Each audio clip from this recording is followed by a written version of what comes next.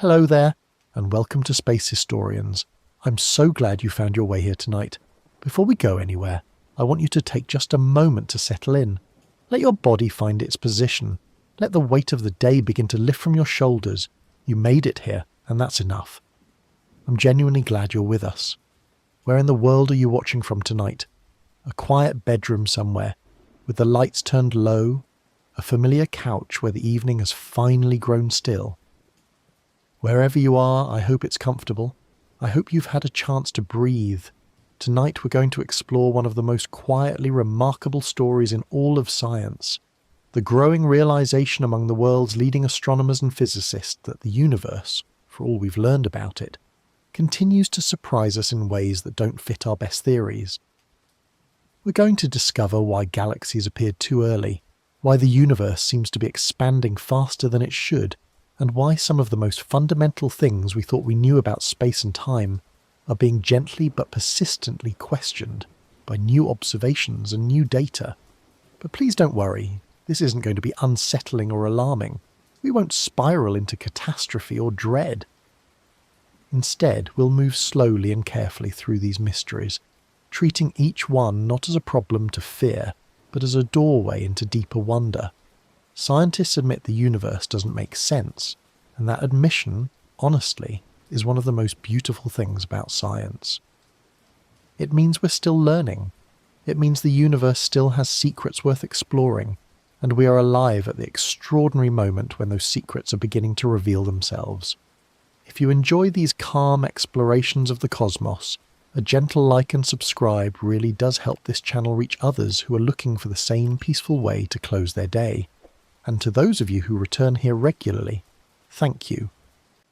From the bottom of my heart, your presence means everything.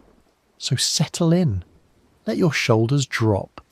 Take one slow, easy breath, and let's begin our long, unhurried drift through the universe that continues to surprise us. There's nowhere you need to be right now, nothing you need to figure out. Just listen and let the stars do the rest. There is a particular kind of confidence that comes from a century of success, and for most of the 20th century, cosmology, the science of the universe as a whole, had earned that confidence many times over. We had the Big Bang theory, confirmed by multiple independent lines of evidence. We had general relativity. Einstein's elegant description of gravity as the curvature of space and time tested to extraordinary precision. We had the cosmic microwave background radiation, a faint afterglow of the universe's first light, spread across the entire sky like a whispered memory of creation. By the 1990s, cosmologists felt they were closing in on something like a complete picture of how the universe began, evolved, and would eventually end. The standard model of cosmology, known to scientists as lambda CDM, which stands for lambda cold dark matter, had become the agreed-upon framework for understanding the cosmos. It described a universe roughly 14 billion years old, composed mostly of mysterious dark energy and dark matter, with only a small fraction made up of the ordinary atoms, molecules and particles that form everything we can see and touch.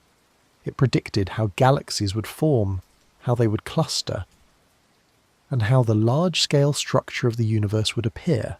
And for decades those predictions matched observations remarkably well. Cosmologists were proud of their model, and rightly so.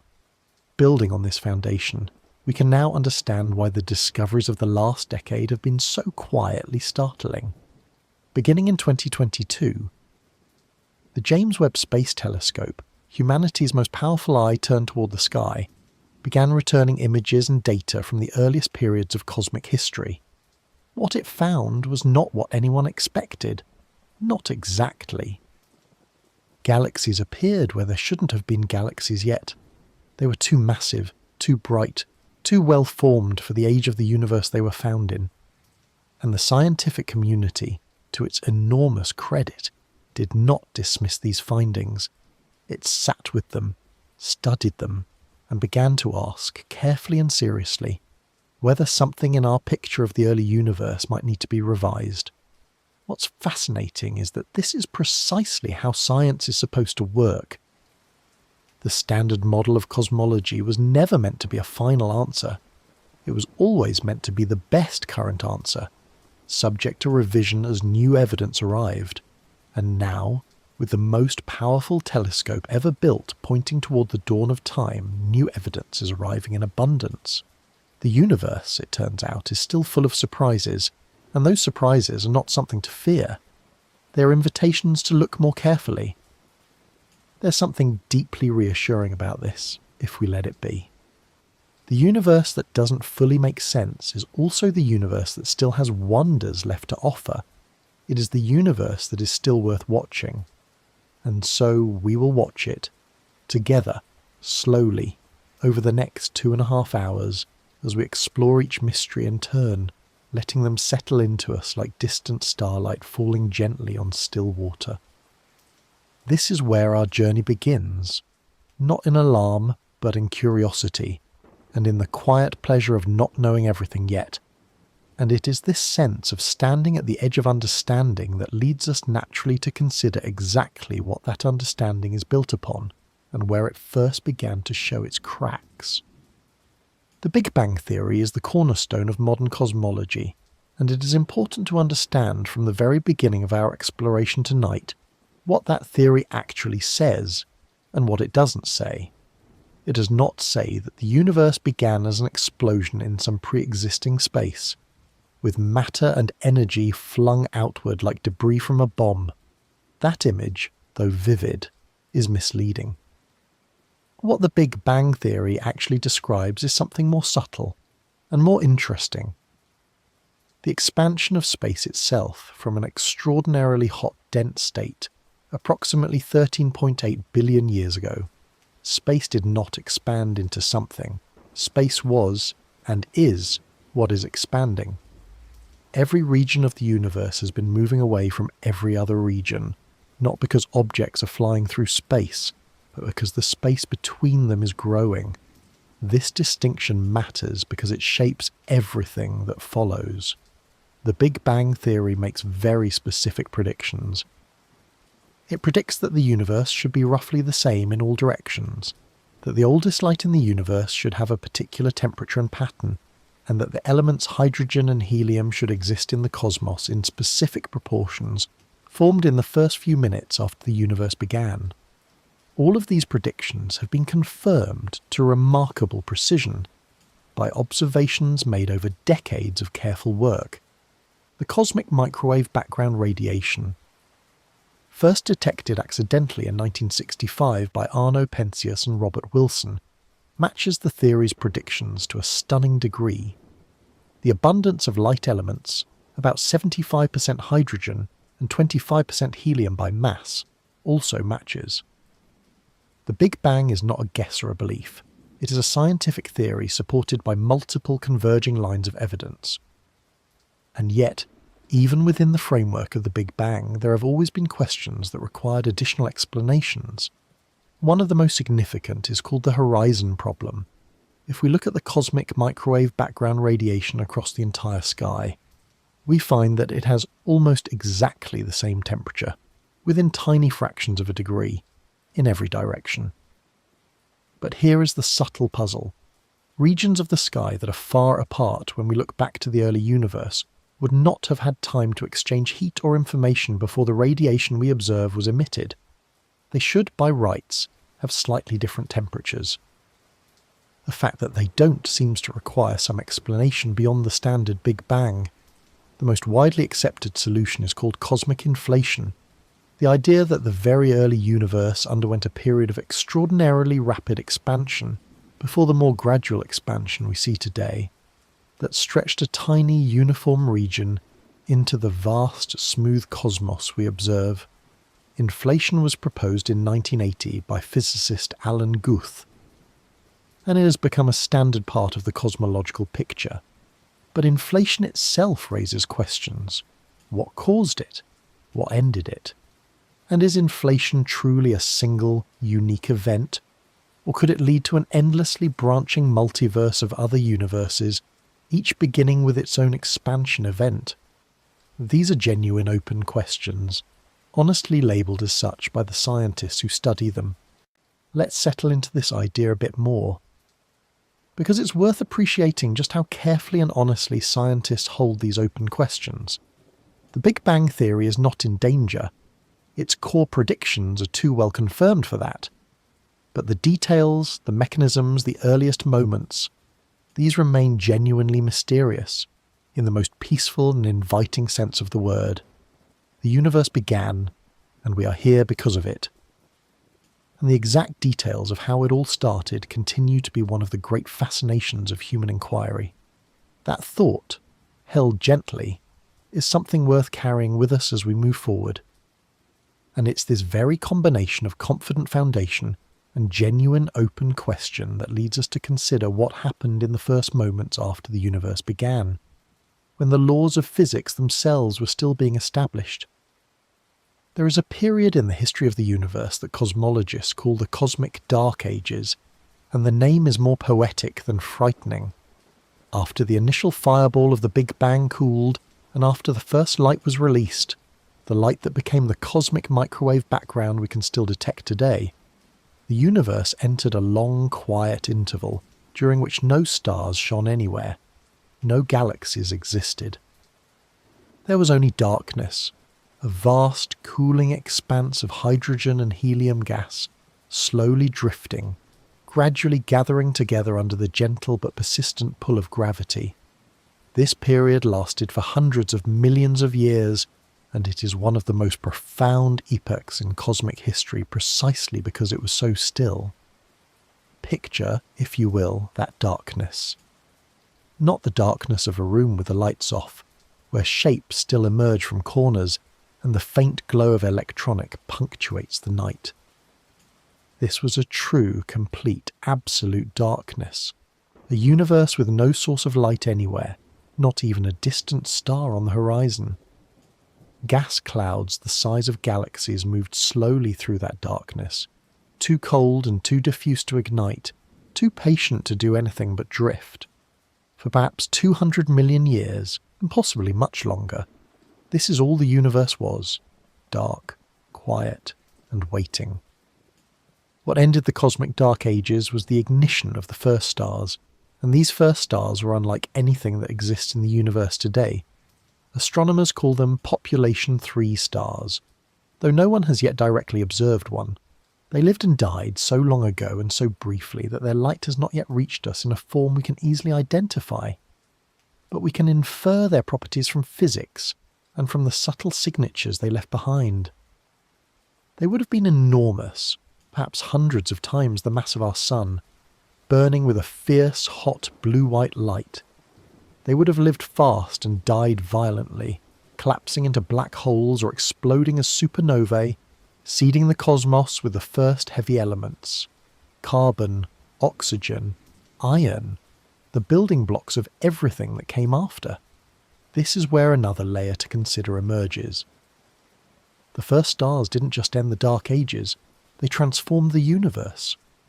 Their ultraviolet radiation ionized the surrounding hydrogen gas, tearing electrons from atoms in a process called ruinization. The universe went from a fog of neutral gas, through which even light could not travel freely, to the relatively clear cosmos we inhabit today. This transition, from opaque to transparent, from dark to lit, happened gradually, over hundreds of millions of years. As the first stars and early galaxies poured their energy into the surrounding gas, it is one of the great phase transitions in cosmic history. And here is where the James Webb Space Telescope enters our story for the first time, though not the last. One of the primary scientific goals of Webb was to observe this epoch, the end of the cosmic dark ages, the era of ruinization, in unprecedented detail. By looking at galaxies from the universe's first billion years, astronomers hope to understand exactly when and how the first stars ignited and how reionization proceeded. What they found exceeded those hopes and also raised new questions. Galaxies from this period were more numerous, and in some cases more luminous, than the models predicted. The Dark Ages, it seems, ended earlier, and perhaps more dramatically, than we had expected. Let that image rest with you for a moment. A universe emerging from complete darkness, lit by the first fierce stars, transforming from a silent fog into the complex starlit cosmos we call home. There is something profoundly peaceful in that transformation, something that connects to our own experience of emerging from sleep into the light of a new morning. And it is this image of emergence, of light appearing where there was none, that sets the stage for what we'll explore next. And it's this emergence of the first light that leads us gently to the question of what the James Webb Space Telescope has actually seen, and why those visions have surprised us so deeply. On the 18th of December 2021, the James Webb Space Telescope lifted off from the Guiana Space Center on the northeastern coast of South America, carried by an Ariane 5 rocket into the cold and indifferent darkness of space. After decades of planning, billions of dollars of investment, and one of the most complex deployments in the history of space exploration, unfolding like an enormous golden flower in the weeks after launch, Webb reached its operational position and opened its eye to the universe. The scientific community held its breath, and then the data began to arrive. The first full-colour images were released to the public on the 12th of July 2022, and they were, without exaggeration, some of the most detailed and far-reaching views of the cosmos ever obtained. Among them was a deep-field image, a long exposure of a small patch of sky containing thousands of galaxies, some of them from the universe's earliest epochs. Webb's infrared sensitivity allowed it to pierce the cosmic redshift, the stretching of light that makes distant, ancient galaxies appear in longer wavelengths invisible to the human eye and to earlier telescopes like the Hubble. In Webb's images, those ancient galaxies glowed warm and golden, their light stretched across billions of light-years of expanding space. But almost immediately, as scientists began analysing the data, something unexpected appeared. Among the galaxies detected in Webb's earliest observations were objects that seemed to be far more massive than they should be, given the age of the universe at the time they existed. These were galaxies that appeared to have formed within the first 500 million to 800 million years after the Big Bang, and yet they contained stars totaling perhaps 10 billion or even 100 billion times the mass of our Sun. The standard model of galaxy formation suggested that galaxies of such size should not yet exist. There simply hadn't been enough time, according to our theories, for gravity to gather enough matter and for enough star-forming events to occur to produce objects so large so early. Researchers labelled these objects _, quote, _0, though the word impossible was always understood to be provisional, a shorthand for quote, _1, rather than a literal claim that physics had been violated. Scientists like Ivo Labbe of the Swinburne University of Technology in Australia and Joel Leisure of Pennsylvania State University were among those who analysed early Webb data and published results in early 2023, noting that some observed galaxies were far more massive than expected. Their paper, published in the journal Nature, described the discovery with appropriate scientific caution but genuine excitement. Something, they suggested, was happening in the early universe that our models were not capturing. There's more beneath the surface here, and it's worth exploring carefully. The discovery of these massive early galaxies did not overturn the Big Bang theory. To be clear about that, the galaxies still fit within the overall framework of an expanding universe, roughly 14 billion years old. What they challenged was not the fundamental cosmology, but the specific models of how quickly galaxies form within that cosmology. There are several possible explanations being actively studied. Perhaps the earliest universe was more efficient at forming stars than we thought, converting gas into stellar mass at a higher rate. Perhaps the initial seeds of structure, the tiny quantum fluctuations from the era of inflation, were larger or more varied than our models assumed. Or perhaps our understanding of how dark matter behaves in the early universe needs refinement. None of these explanations is alarming. All of them are interesting. What the James Webb Space Telescope has given us, more than anything, is a new window, cleaner, sharper, and deeper than anything we had before, into the universe's earliest chapters. And what we're finding through that window is that the story is richer and more complex than even our best models predicted. That richness is not a problem to be solved. It is a gift to be explored. And as Webb continues to gather data year after year, the picture will grow clearer, not necessarily simpler, but clearer. And this leads us quite naturally to the deeper question of how those galaxies actually form, the long, slow, gravitational dance by which diffuse gas and dark matter become the complex luminous structures we call galaxies. A galaxy is, at its most basic, a gravitationally bound collection of stars, gas, dust and dark matter. But that definition, while accurate, does rather little justice to the staggering variety and complexity of the objects it describes. Our own galaxy, the Milky Way, is a barred spiral, a flattened disk of stars arranged in sweeping arms that wind outward from a central bar-shaped structure, all of it rotating slowly around a supermassive black hole at the centre. Other galaxies are elliptical, great spherical or egg-shaped swarms of mostly old stars, lacking the dramatic structure of spirals. Still others are irregular, their shapes distorted by gravitational interactions with neighbouring galaxies, their star formation chaotic and intense. The question of how galaxies acquire these shapes, how a diffuse cloud of gas and dark matter becomes a structured, rotating system of hundreds of billions of stars, is one that cosmologists have been working on for decades. The standard picture involves what is called hierarchical structure formation. In the early universe, dark matter, that mysterious, invisible substance that makes up roughly 27% of the universe's total energy density, began to clump together under its own gravity. These clumps, called dark matter halos, grew over time by attracting more dark matter and by merging with neighbouring halos. And within these halos, ordinary matter, primarily hydrogen and helium gas, fell inward, cooled, and eventually collapsed into the first stars and then the first galaxies. This process, in the standard model, is relatively slow. The smallest galaxies form first and then merge over billions of years to form larger and larger structures. This bottom-up or hierarchical approach to galaxy formation made a clear prediction. In the early universe, we should see small, irregular proto-galaxies still in the process of assembling, rather than the large, well-formed galaxies that Webb is now finding.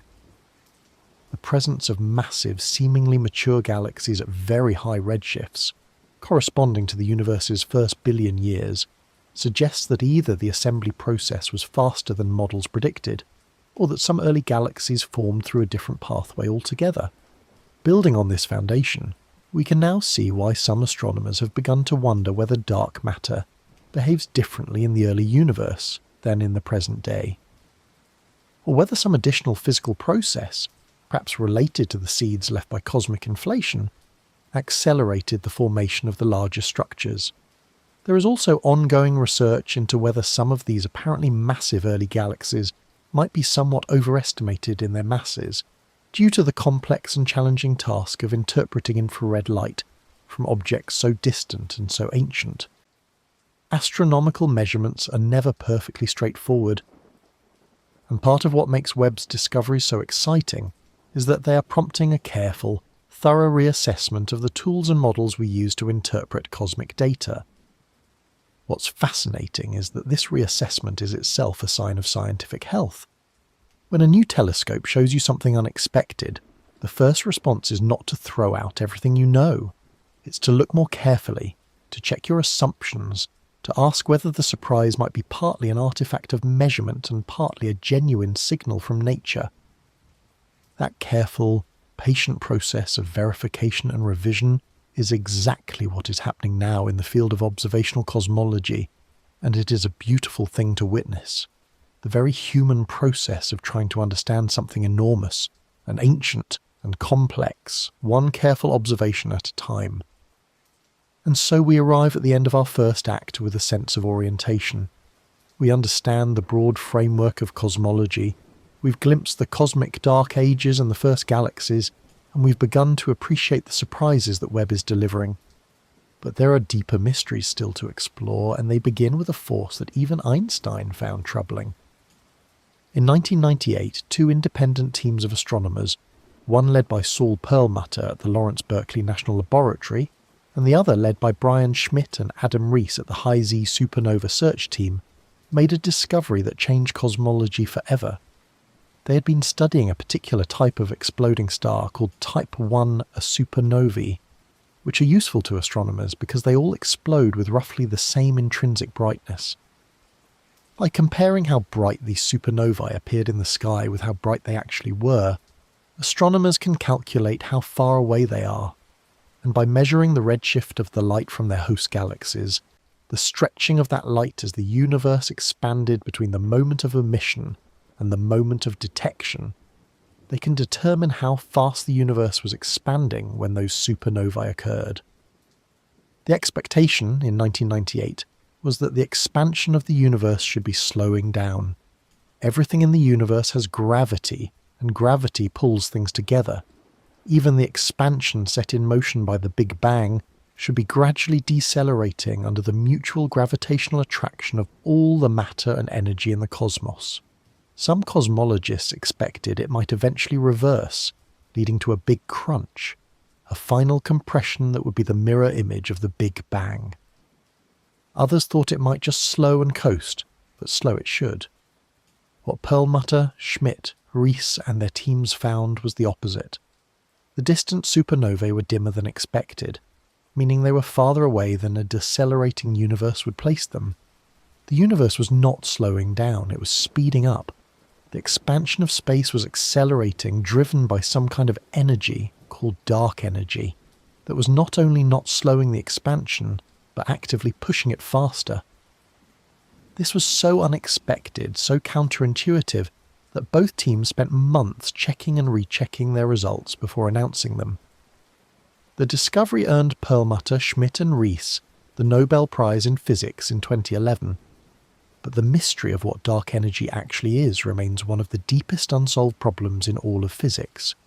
This connects to something I find deeply fascinating. The concept of dark energy is not, at its heart, entirely new. Einstein himself introduced something similar. He called it the cosmological constant, represented by the Greek letter lambda, when he was applying his general theory of relativity to the universe as a whole in 1917. Einstein added the constant to his equations as a kind of repulsive term that would counterbalance gravity and allow the universe to be static, as he and most scientists of his era believed it to be. When Edwin Hubble's observations in the 1920s confirmed that the universe was in fact expanding, Einstein reportedly called the cosmological constant his greatest blunder and abandoned it. But the discovery of accelerating expansion in 1998 brought it back, because a cosmological constant in Einstein's equations is mathematically equivalent to a constant energy density spread throughout space, which is precisely what dark energy appears to be. What we don't know is what dark energy physically is. One possibility is that it is indeed the energy of empty space itself, a kind of baseline energy that quantum mechanics predicts should exist in a vacuum. But when physicists calculate how large this vacuum energy should be, they get an answer that is roughly 10 to the power of 120 times larger than the observed value of dark energy. That is the largest discrepancy between theory and observation in all of science. It is sometimes called the worst prediction in physics, and it is a sign that something deep and important is missing from our understanding of either quantum mechanics or gravity or both. And so dark energy is both the dominant constituent of the universe, making up roughly 68% of its total energy content, and one of the most mysterious things we've ever encountered. It shapes the future of the cosmos, determining whether expansion will continue forever, accelerate without limit, or perhaps eventually change its character in ways we cannot yet predict. That thought, held gently, is not frightening, but rather wonderful. The recognition that the universe has depths we haven't yet reached. And this mystery of dark energy's true nature leads us quite naturally to its close companion in the catalogue of cosmic unknowns, the equally mysterious dark matter. Long before the discovery of dark energy, astronomers had encountered another deep mystery. The universe contains far more mass than we can see. The evidence for this invisible material, dark matter, has been building since the 1930s, when Swiss-American astronomer Fritz Zwicky noticed that galaxies in the Coma cluster were moving too fast. The visible matter in the cluster, all those billions of stars and their associated gas, simply didn't have enough gravity to hold the cluster together at those speeds. Something else, something massive and invisible, had to be providing additional gravitational force. Zwicky called it Dunkel Materie, dark matter, but his findings were largely dismissed or overlooked for decades. It was the work of Vera Rubin in the 1960s and 70s that finally made the case for dark matter impossible to ignore. Rubin, working with... Before we continue, I want to pause for just a moment, because what you have learned in the last 30 minutes is something genuinely rare. Most people move through their entire lives without ever stopping to understand the world at this level, but you did. Tonight you chose curiosity over noise and depth over distraction. That is exactly who this channel was made for. If you want to keep being that person, a like and subscribe takes 2 seconds and make sure this channel never stops finding you. Now, let's go deeper. Rubin, working with astronomer Kent Ford, measured the rotation curves of spiral galaxies, the speeds at which stars at different distances from the galactic centre orbit around it. According to Newtonian gravity and the distribution of visible matter, stars at the outer edges of galaxies should orbit more slowly than stars near the centre, just as the outer planets of our solar system orbit the Sun more slowly than the inner ones. But Rubin and Ford found that the rotation curves were flat. Stars at the outer edges of galaxies were orbiting just as fast as stars much closer in. This meant that the total mass of the galaxy, for the purposes of gravity, was not concentrated in the visible stars and gas. There was a large, invisible halo of matter surrounding every galaxy, extending far beyond its visible edge, providing the gravitational force needed to explain the observed rotation speeds. But there's another layer to this story. Dark matter is not just a feature of individual galaxies, it is the scaffolding of the entire large-scale structure of the universe. Cosmological simulations, computer models of how structure forms in the universe over billions of years, show that without dark matter, galaxies would not form in the way we observe. The cosmic web, the vast network of filaments, sheets and voids that makes up the large-scale structure of the universe, emerges naturally in simulations that include dark matter. It does not emerge in simulations without it. Dark matter was the first ingredient, the invisible framework around which ordinary matter gathered and condensed into stars, galaxies, and everything we can see. The nature of dark matter is one of the great open questions of modern physics. It does not emit, absorb, or reflect light. It interacts with ordinary matter only through gravity, and possibly through the weak nuclear force, one of the 4 fundamental forces of nature. The leading candidate for many years has been a class of hypothetical particles called weakly interacting massive particles, or WIMPs. These particles, if they exist, would have masses roughly comparable to those of atomic nuclei, but would pass through ordinary matter almost without interaction, ghost-like, ubiquitous, and invisible. Enormous underground detectors, shielded from cosmic rays by kilometres of rock, have searched for these particles for decades without finding them. The non-detection has not ruled out their existence. The parameter space of possible WIMP properties is large, but it has forced physicists to broaden their search. Other candidates include axions, very light particles originally proposed to solve a different problem in particle physics, and a variety of more exotic possibilities. Some physicists have even suggested that dark matter might not be particles at all, but might instead be primordial black holes. Black holes formed in the early universe before any stars existed. The discovery of gravitational waves by the LIGO detector in 2016 and the subsequent detection of dozens of merging black holes with masses in the range of tens of solar masses briefly sparked interest in whether some of these black holes might constitute a fraction of the dark matter. The question is still open. What we're left with is not an answer, but a feeling of standing at the edge of something vast and important. 27% of the universe, roughly 5 times the mass of all the stars, gas and planets we can see, is made of something we have never directly detected, never held in a detector, never photographed, never touched. Its presence is written in the motion of galaxies, in the bending of light, in the structure of the cosmos itself. We know it's there. We simply don't know what it is. And in that gap between certainty and understanding, the universe whispers that its deepest secrets are still being kept. The answer to that question lies, in part, in what we'll explore next. The strange and beautiful behaviour of light as it travels across the universe, bending and stretching in ways that reveal the hidden architecture of matter and space. One of the most elegant predictions of Albert Einstein's general theory of relativity is that light does not travel in straight lines through the universe, because gravity is not a force pulling masses together, but rather a curvature in the fabric of space and time itself. Any form of energy that moves through curved space, including light, will follow the curvature. The path of a light ray, in the presence of a massive object, will bend, just as the path of a marble rolling across a rubber sheet curves toward the dent made by a heavy ball placed at its centre.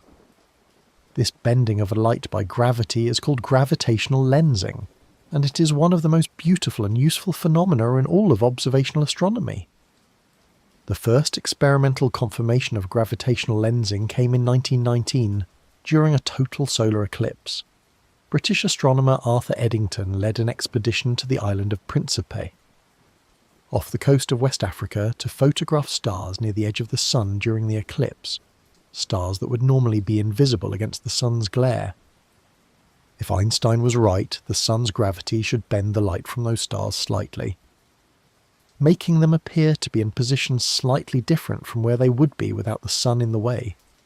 Eddington's measurements confirmed Einstein's prediction with sufficient precision to make international news. The story goes that a reporter asked Einstein what he would have done if the observations had contradicted his theory. He reportedly replied that he would have been sorry for the good Lord. The theory was correct, and this connects to something particularly relevant for our exploration tonight. Gravitational lensing has become one of the primary tools for detecting and mapping dark matter. Because dark matter bends light just as ordinary matter does, gravity is gravity. Regardless of whether the source emits light, astronomers can map the distribution of dark matter in galaxy clusters by observing how the light from background galaxies is distorted as it passes through the cluster. The technique is called weak gravitational lensing, when the distortions are subtle statistical effects, and strong gravitational lensing when the distortions are dramatic, producing multiple images, arcs, and even complete rings of light called Einstein rings, where a background galaxy is perfectly aligned with a massive foreground object, and its light is bent into a full circle. The James Webb Space Telescope has revealed gravitational lensing in extraordinary detail, resolving lensed galaxies that previous telescopes could only detect as blurry smudges. In its deep field images, the characteristic arcs and distorted shapes of strongly lensed background galaxies are clearly visible, scattered among the foreground galaxies like curved fragments of light caught in the warped geometry of space. These arcs serve as natural telescopes, amplifying the light of distant background galaxies and allowing Webb to study objects that would otherwise be too faint to observe, including some of the earliest and most distant galaxies in the universe, from epochs that even Webb's enormous mirror could not reach without this gravitational assistance. Let's settle into this idea for a moment, because it is genuinely wonderful. The universe provides its own telescope. The gravity of a massive cluster of galaxies lying between us and even more distant galaxies bends and focuses their light in our direction, amplifying it by factors of 10 or even 100. Astronomers have used these natural gravitational telescopes to observe galaxies from the universe's first few 100 million years, galaxies that formed not long after the cosmic dark ages ended. The universe's own architecture, the clustering of dark and visible matter into great structures, enables us to see even further back in time than our instruments alone would allow. It is as though the cosmos is folding back on itself, offering a glimpse of its own beginnings.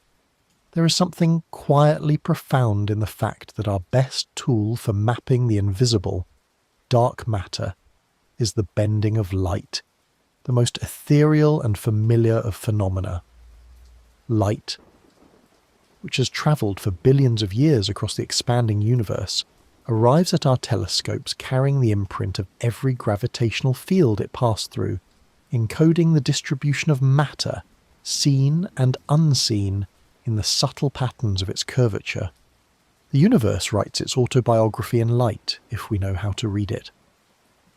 And it's this writing in light that leads us gently to another fundamental puzzle, the Hubble Tension, which concerns precisely how we measure the expansion of the universe and why different methods are giving us different answers. The Hubble constant is one of the most important numbers in all of cosmology. It describes the current rate at which the universe is expanding, specifically how fast a galaxy that is 1 megaparsec away from us, roughly 3.26 million light years, appears to be receding due to the expansion of space. A higher Hubble constant means faster expansion, a lower one means slower expansion. The constant is named after Edwin Hubble, who first demonstrated the relationship between a galaxy's distance and its recession speed in 1929, though it was actually the Belgian astronomer Georges Lemaitre who had derived the theoretical relationship a year earlier. For decades, measuring the Hubble constant was one of the central challenges of observational cosmology. Early estimates range from about 50 to 100 kilometers per second per megaparsec, a factor of 2 uncertainty that cosmologists found deeply unsatisfying. Gradually, through decades of careful work with Hubble Space Telescope, Chandra X-ray Observatory, and many other instruments, the uncertainty narrowed. By the early 2010s, 2 independent methods of measuring the Hubble constant had converged on values in the low to mid-70s. And then, as measurements became more precise, something troubling emerged. The 2 main methods began to disagree, not just slightly, significantly. There's a quieter story unfolding alongside the main one here, and it's worth taking the time to tell it properly.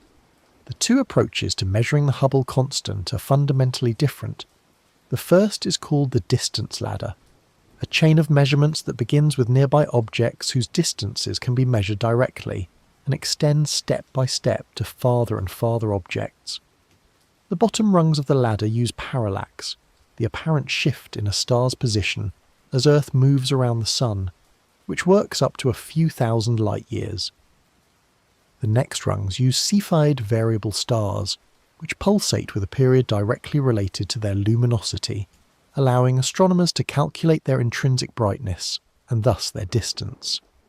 Beyond Cepheids, Type 1a supernovae carry the ladder to cosmological distances.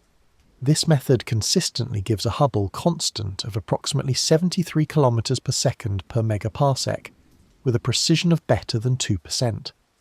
The second method works in the opposite direction. Rather than building up from nearby measurements, it starts with the cosmic microwave background, the light from the early universe, and extrapolates forward in time using the standard cosmological model to predict what the current expansion rate should be. This method, using data from the Planck satellite, gives a Hubble constant of approximately 67.4 kilometers per second per megaparsec.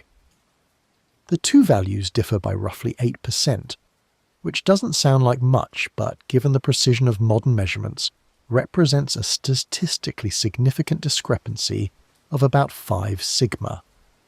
In physics, a 5 sigma result is typically considered to be beyond the threshold of coincidence. Cosmologists take this tension very seriously. The simplest explanation would be that one or both measurements contains a systematic error, some hidden bias or uncorrected effect that has not yet been identified. Enormous effort has gone into checking and rechecking both methods, looking for such errors. So far, none significant enough to explain the full discrepancy has been found. This has led some cosmologists to entertain the more interesting possibility. Perhaps the discrepancy is real, and something about our standard cosmological model is missing. Perhaps dark energy is not a constant but evolves over time. Perhaps there is some additional ingredient in the early universe. Extra radiation, extra particles, or some new physics that the model is not accounting for. Perhaps the large-scale structure of the universe is not as smooth and uniform as the model assumes. None of these possibilities is catastrophic for cosmology, but each one, if confirmed, would represent a genuine addition to our understanding, a new piece in the puzzle of how the universe works. The Hubble Tension is, in this sense, one of the most productive problems in contemporary cosmology. It is driving new observations, new theoretical models and new ways of thinking about the cosmos. It is, in the very best sense of the word, a mystery. And mysteries, in science as in life, are not things to fear, but things to cherish and explore. The deeper we look, the more we discover that the universe's expansion is only one dimension of a much larger question. What is the universe ultimately made of, and what are the forces and fields that govern it at the most fundamental level? Among the many surprises that the universe has offered to physicists and cosmologists, one of the most profound is also one of the oldest. Every particle of ordinary matter, every proton, neutron and electron, has a corresponding antiparticle with the opposite electric charge and certain other reversed properties. A proton has a counterpart called an antiproton. An electron has a counterpart called a positron. When a particle and its antiparticle meet, they annihilate each other completely, converting their mass entirely into energy in the form of high-energy photons. This is not speculation or theory, it is observed in laboratories every day. Antiparticles are produced routinely in particle accelerators, and positrons are used in medical PET scans. The deep puzzle is this. The laws of physics, as we currently understand them, are almost perfectly symmetric between matter and antimatter. If you took any process in particle physics and replaced every particle with its antiparticle, and made a few other mathematical adjustments related to spatial reflection and time reversal, you would expect to get a perfectly valid physical process. And mostly you do, but not entirely. There are subtle differences, violations of what physicists call CP symmetry, that have been observed in certain rare particle interactions. And it is from these tiny asymmetries that the universe we know appears to have emerged. Consider the moment of the Big Bang. According to our best theories of particle physics, matter and antimatter should have been created in equal quantities in the first fractions of a second of cosmic history. They should have annihilated each other completely, leaving behind only energy, a universe of photons with no particles of matter at all, no stars, no planets, no us. The fact that we exist, the fact that there is anything at all, implies that in the very early universe, for reasons that are not fully understood, matter was produced in very slight excess over antimatter. For every billion antiparticles, there were approximately 1,000,000,001 particles. The billion pairs annihilated. The one particle that had no antiparticle partner survived. And it is from those survivors, that tiny excess of matter over antimatter, that everything in the visible universe is made. This is one of the deepest problems in all of particle physics and cosmology, and it is known as baryogenesis, the generation of an excess of baryons, particles like protons and neutrons, over antibaryons in the early universe. For baryogenesis to have occurred, 3 conditions must be met, a set of conditions first articulated by Soviet physicist Andrei Sakharov in 1967. There must be interactions that violate the conservation of baryon number. There must be CP symmetry violation. And these interactions must have occurred out of thermal equilibrium. All 3 conditions are theoretically possible within extensions of our current theories, but none of our existing theories fully explain the magnitude of the matter-antimatter asymmetry we observe. The amount of CP violation observed in experiments is too small by orders of magnitude to explain the survival of enough matter to form a universe like ours. What's fascinating is that this is a genuine mystery at the heart of existence itself. Why is there something rather than nothing? Physicists give a specific technical version of this ancient philosophical question. Why did matter survive in the early universe? The answer is buried in the first microseconds after the Big Bang, in interactions at energies we cannot recreate in any laboratory on Earth. At conditions that may require new physics beyond our current standard model of particle physics.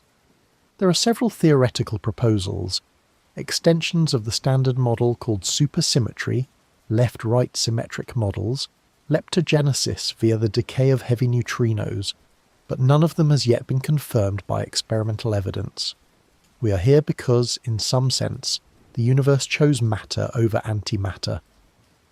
Though the word chose carries no intentionality, it is simply a fact, the deepest fact about our existence, that the laws of nature, or the specific conditions of the early universe, or some combination of both, allowed matter to persist.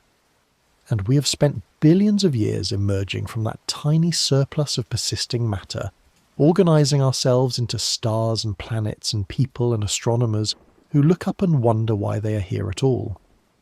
That thought, held gently as we move towards sleep, carries a kind of profound reassurance. We are improbable, but not impossible. We are here.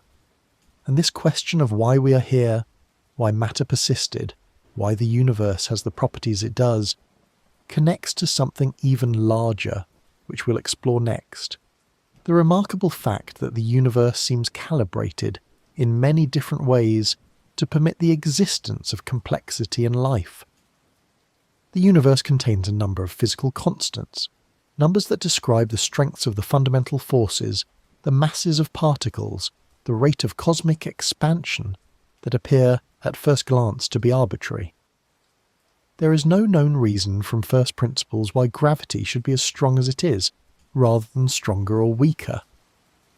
There is no known reason why the strong nuclear force, the force that binds protons and neutrons together in atomic nuclei, should have its particular strength. These numbers are what they are. We measure them, but we cannot derive them from any deeper theory.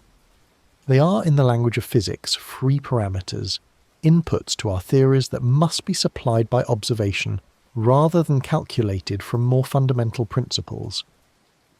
What has struck many physicists is that these constants appear to be tuned, with remarkable precision, to values that allow for the existence of complex structures, stars, planets, chemistry, and ultimately life.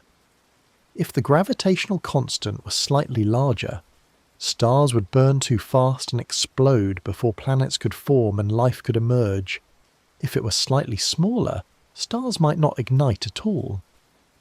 If the strong nuclear force were a few percent weaker, atomic nuclei would be too unstable to hold together, and there would be no chemistry.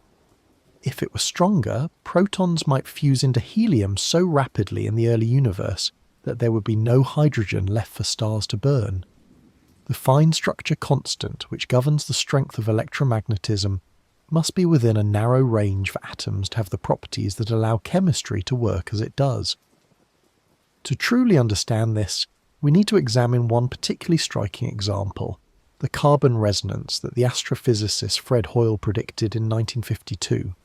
Stars produce carbon by fusing 3 helium nuclei together in a process called the triple alpha process. For this to happen efficiently enough to explain the abundance of carbon in the universe, there must be a specific energy level, a resonance, in the carbon nucleus at a very precise energy. Hoyle predicted this resonance must exist, because carbon is abundant and we are made of carbon. When physicists measured the energy levels of the carbon nucleus, they found the resonance exactly where Hoyle predicted it must be. Hoyle himself, a confirmed atheist, found this so remarkable that he reportedly said that a common-sense interpretation of the facts suggests that a super-intellect has monkeyed with physics. He was not literally asserting a creator. He was expressing his genuine surprise at how precisely calibrated the physics appeared to be. There are several very different responses to the apparent fine-tuning of the universe. Some physicists and philosophers see it as evidence of design, or at least as a deep mystery requiring explanation. Others argue that if we consider the possibility of a multiverse, a vast ensemble of universes each with different values of the physical constants, then it is not surprising that we find ourselves in a universe with constants compatible with our existence, because we could only exist in such a universe. This is called the anthropic principle, and it is controversial. Critics argue that the multiverse is untestable, and therefore unscientific. Proponents argue that it follows naturally from theories of cosmic inflation and from string theory, which predict an enormous landscape of possible physical constants. Perhaps the most honest thing we can say about fine-tuning is that it presents a genuine puzzle whose resolution we do not yet know. It is not evidence for anything specific. It does not prove a creator or a multiverse or any other particular explanation. What it does is sit in the middle of our understanding of the universe, quiet and persistent, reminding us that some of the most basic facts about why the universe allows complexity to exist are still beyond our grasp. There is a kind of peace available in accepting that, in sitting with the mystery rather than reaching anxiously for an answer that does not yet exist. This raises a gentle question worth exploring. If the universe is so specifically arranged for complexity, what does that mean for the possibility that complex life has arisen elsewhere? And this question leads us naturally to contemplate the architecture of stars, the cosmic furnaces that make the elements of life. When we look at the periodic table of elements, that familiar grid of 118 known elements, from hydrogen to oganesson, we are looking at the product of billions of years of cosmic chemistry. The universe did not begin with all these elements present. In the first few minutes after the Big Bang, during the period called Big Bang nucleosynthesis, the universe was hot and dense enough for nuclear fusion to occur, but only briefly, and only for the lightest nuclei. Hydrogen and helium formed, along with trace amounts of lithium and beryllium. Everything else, every atom of carbon in our bodies, every atom of oxygen in the air we breathe, every atom of iron in our blood, was made later in stars. This process of building heavier elements inside stars is called stellar nucleosynthesis, and it was one of the great triumphs of astrophysics in the 20th century. In 1957, 4 scientists, Margaret Burbidge, Geoffrey Burbidge, William Fowler, and Fred Hoyle, published a landmark paper now universally known by their initials as the B²FH paper. It described, in comprehensive detail, how virtually every element in the periodic table could be synthesized in stars through a variety of nuclear reactions. This single paper established the modern theory of stellar nucleosynthesis and earned William Fowler the Nobel Prize in Physics in 1983, though many have noted with some puzzlement that the equally deserving Fred Hoyle was not included. Building on this foundation, consider the life of a star like our Sun. In its core, under the enormous pressure of its own gravity, hydrogen nuclei fuse into helium through a chain of reactions that releases the energy the star radiates. This process will continue for roughly 10 billion years in the Sun's case. It has already been running for about 4.6 billion years. When the hydrogen in the core runs out, the core will contract under gravity, heating until the temperature is high enough for helium to fuse into carbon, the process whose resonance Hoyle famously predicted. Depending on the star's mass, the fusion chain may continue, building oxygen from carbon, then silicon from oxygen, then iron from silicon in layers around the core like the layers of an onion. Iron marks a boundary in stellar nucleosynthesis. Fusing iron into heavier elements requires energy to be added rather than released. The curve of nuclear binding energy peaks at iron. So iron accumulates in the stellar core without being fused further. For the most massive stars, this leads to a catastrophic collapse. The iron core suddenly contracts under its own gravity. The outer layers fall inward and then rebound in a titanic explosion called a core collapse supernova, scattering the star's synthesized elements across light years of surrounding space and producing, in the brief violence of that explosion and in the neutron star or black hole it leaves behind, elements heavier than iron: silver, gold, platinum, uranium, through rapid neutron capture in a process called the R process. In 2017, something extraordinary happened that confirmed this picture in a way that had never been done before. The LIGO and Virgo gravitational wave detectors detected the merger of two neutron stars, the dense remnants of massive stars that had ended their lives as supernovae, in a galaxy roughly 130 million light-years away.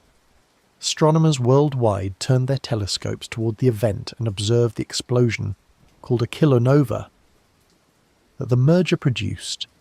Spectroscopic analysis confirmed the presence of heavy elements, including strontium, a key component of nuclear R process production, exactly as theories predicted. In a very real sense, we watched gold and platinum being made. The universe wrote its element forging process in light and gravitational waves, and we read it. What we're left with, from this chapter, is a sense of deep connection, a recognition that the atoms in our bodies were made in the hearts of stars that exploded billions of years ago, and some of the heavier ones were made in the violence of neutron star mergers. We are, in the most literal and chemical sense, made of stardust. Carl Sagan said it, and nuclear astrophysics confirms it. That knowledge, held gently at the edge of sleep, is one of the most peaceful and connecting thoughts the universe has to offer. And this intimate connection between stars and the matter of life leads us, quite naturally, to contemplate what happens when stars reach their end, and the extraordinary objects they leave behind. A black hole is a region of space where gravity is so strong that nothing, not even light, can escape once it crosses a boundary called the event horizon. They form when massive stars collapse at the end of their lives, and they also form through other processes in the early universe that we're still working to understand.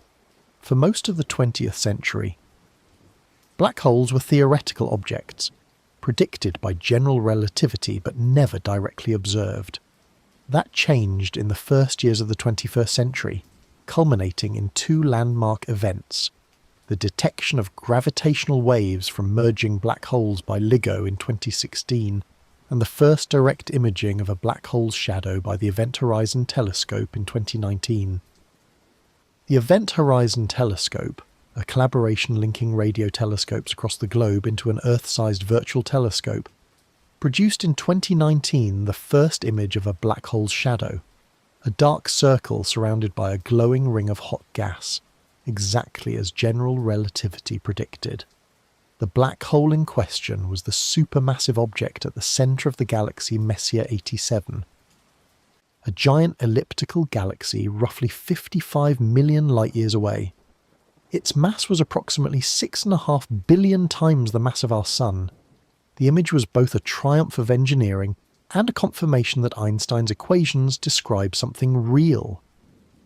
In 2022, the Event Horizon Telescope released an even more significant image: the shadow of Sagittarius A star, the supermassive black hole at the centre of our own Milky Way galaxy, 4 million times the mass of our Sun and roughly 26,000 light-years from Earth. But there's another dimension to this story: the fact that supermassive black holes appear to play a crucial role in the evolution of galaxies, including the formation of those impossibly large early galaxies that Webb has been finding. At the centre of almost every large galaxy lies a supermassive black hole, ranging from millions to billions of solar masses. When these black holes are actively accreting material, drawing in gas and dust from their surroundings, they become quasars or active galactic nuclei, some of the most energetic objects in the universe, outshining their host galaxies by factors of hundreds or thousands. The energy output from an accreting supermassive black hole is so enormous that it can heat and expel the gas in a galaxy, shutting off star formation, a process called quenching. In this way, black holes regulate the growth of galaxies. They are not merely passive objects sitting in galactic centres. They are active participants in the evolution of their host galaxies in a complex, evolving feedback relationship. This is where a particularly fascinating puzzle enters our story. Webb has detected quasars, actively accreting supermassive black holes that existed when the universe was less than 1 billion years old. And some of them have masses of billions of solar masses. How did black holes of such enormous mass form so early? Even if a stellar mass black hole of 30 solar masses formed in the first stars and then grew as fast as theoretical limits allow, accreting material at the maximum rate, called the Eddington limit, continuously without interruption, it could not reach 1 billion solar masses within the first billion years. The physics simply doesn't work. There must be either more rapid growth mechanisms, super Eddington accretion, or mergers of black holes, or there must have been massive black hole seeds, far larger than any stellar remnant, formed directly from the collapse of enormous gas clouds in the early universe. The hunt for these direct collapse black holes is one of the key motivations for Webb's observations of the earliest cosmic epochs. Let's rest here for a moment with this thought. At the centre of every large galaxy, including our own, there is a region from which even light cannot return.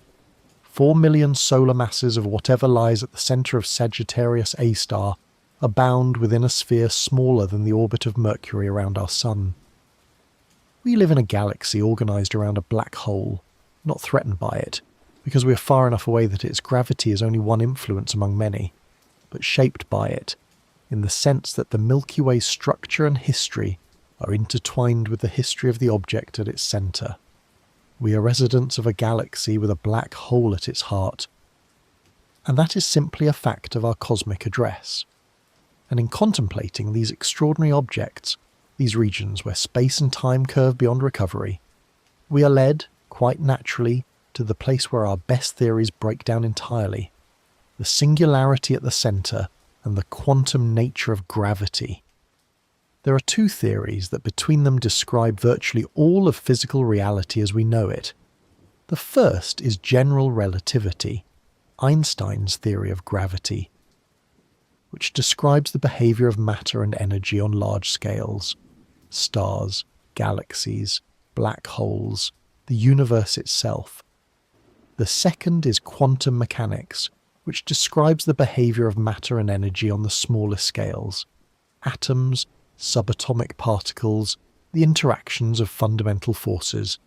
Both theories are extraordinarily well confirmed by experiment. General relativity has passed every test we have ever devised, from the bending of light around the sun to the precise timing of GPS satellites. Quantum mechanics underlies all of modern electronics, chemistry, and materials science, and its predictions have been verified to many decimal places. They are two of the most successful physical theories ever devised. The problem is that they are profoundly incompatible with each other.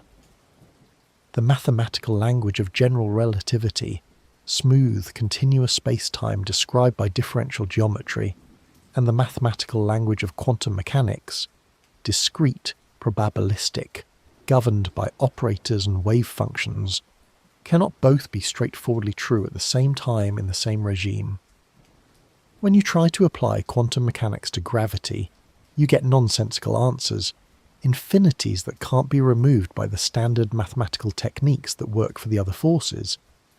the attempt to quantize gravity leads, in the most naive approach, to a theory that makes no useful predictions. This disconnect is not a minor technical inconvenience. It represents a genuine gap at the heart of our understanding of physics. The universe must be described by a single consistent set of laws at all scales. If general relativity and quantum mechanics are both correct, as all evidence suggests, then there must be a deeper theory that encompasses both. We call this hypothetical theory quantum gravity, and its absence from our toolkit is one of the most significant open problems in all of physics.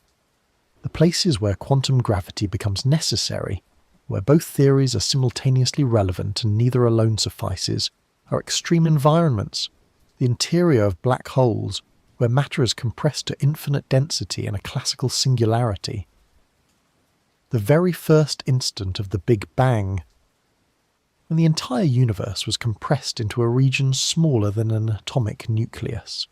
These are the places where our current physics reaches its limit and says, in effect, I don't know what happens here. There are leading candidates for quantum gravity theories.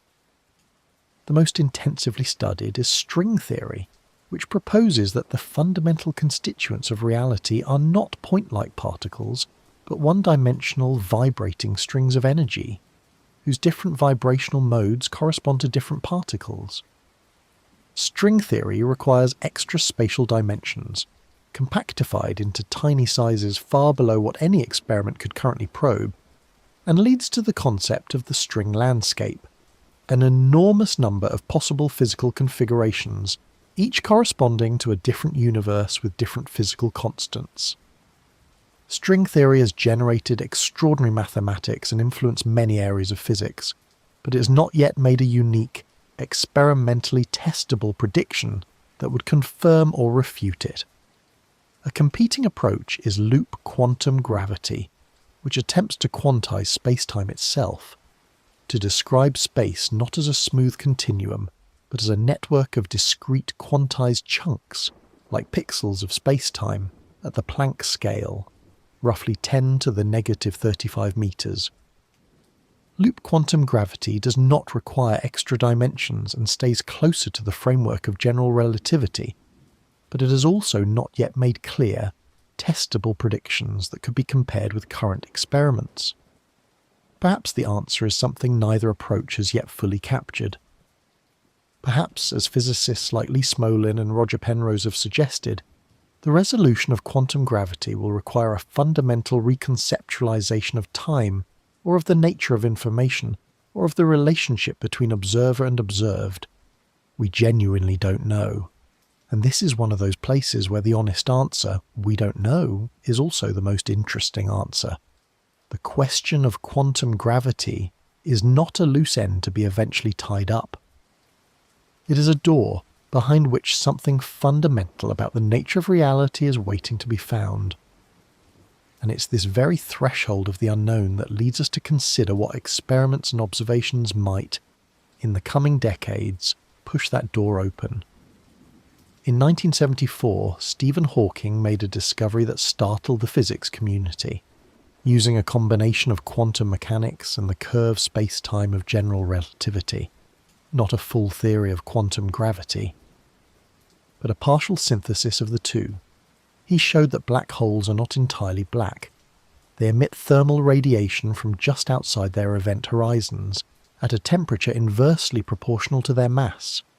This radiation, now called Hawking radiation, arises because of the quantum fluctuations of the vacuum near the event horizon. Pairs of particles are continually being created and annihilated in the vacuum of space, and near a black hole's event horizon, one member of such a pair can fall into the black hole while the other escapes, carrying energy away from the black hole. Over an astronomically long time, far longer than the current age of the universe for any astrophysically relevant black hole, a black hole would radiate away all its mass and eventually evaporate. Hawking radiation has never been directly detected. For any black hole of stellar mass or larger, the temperature of the radiation is so extraordinarily low that it is buried far below any background signal. But its theoretical derivation is regarded as one of the most important results in theoretical physics of the 20th century. because it sits at the intersection of quantum mechanics, general relativity, and thermodynamics, and it has revealed a profound tension that physicists call the black hole information paradox. The paradox arises from a fundamental principle of quantum mechanics: information is conserved. If you know the quantum state of a physical system at one moment, you can in principle reconstruct its quantum state at any earlier time. Information is never truly destroyed. It may become inaccessible or scrambled, but it persists.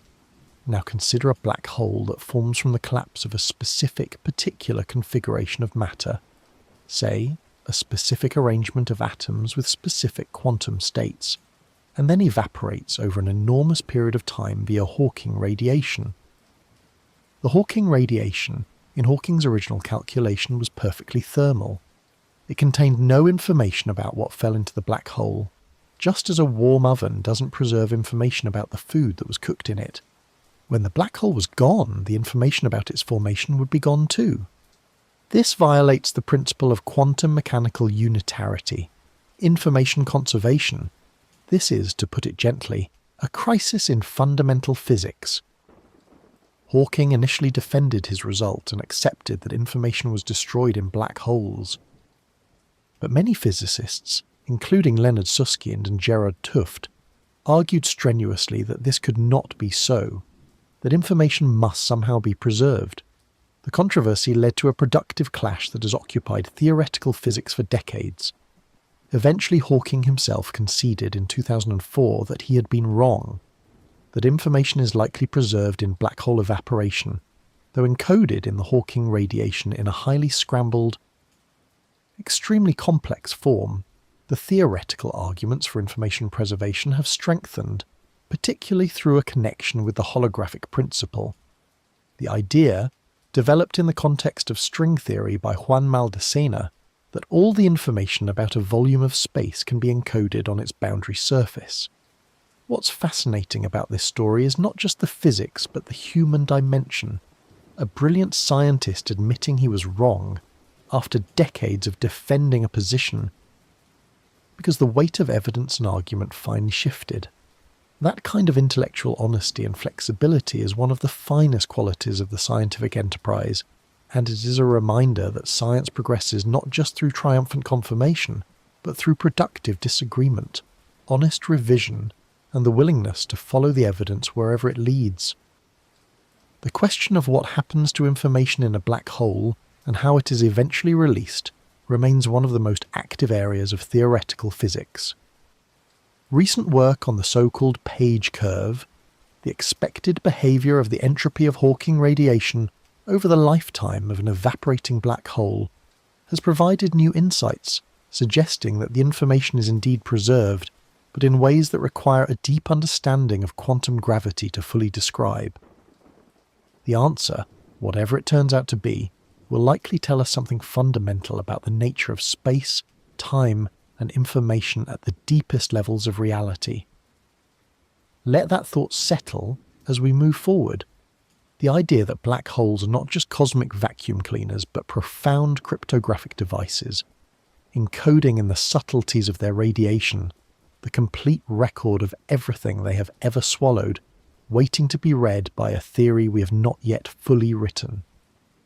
Among the most philosophically provocative ideas to emerge from modern cosmology and physics is the concept of the multiverse, the possibility that our universe is not the only one, but is instead one of a vast, perhaps infinite ensemble of universes, each with its own properties and perhaps its own physical laws. The multiverse is not a single theory, but a family of related ideas that arise naturally from several independent lines of theoretical development, and it is worth exploring these different versions carefully and honestly. The most cosmologically grounded version of the multiverse arises from the theory of eternal inflation. In the inflationary model of the early universe, the rapid expansion of space is driven by a quantum field in a high-energy state. As this field decays, driving the expansion, it decays not uniformly but through quantum fluctuations, bubble by bubble.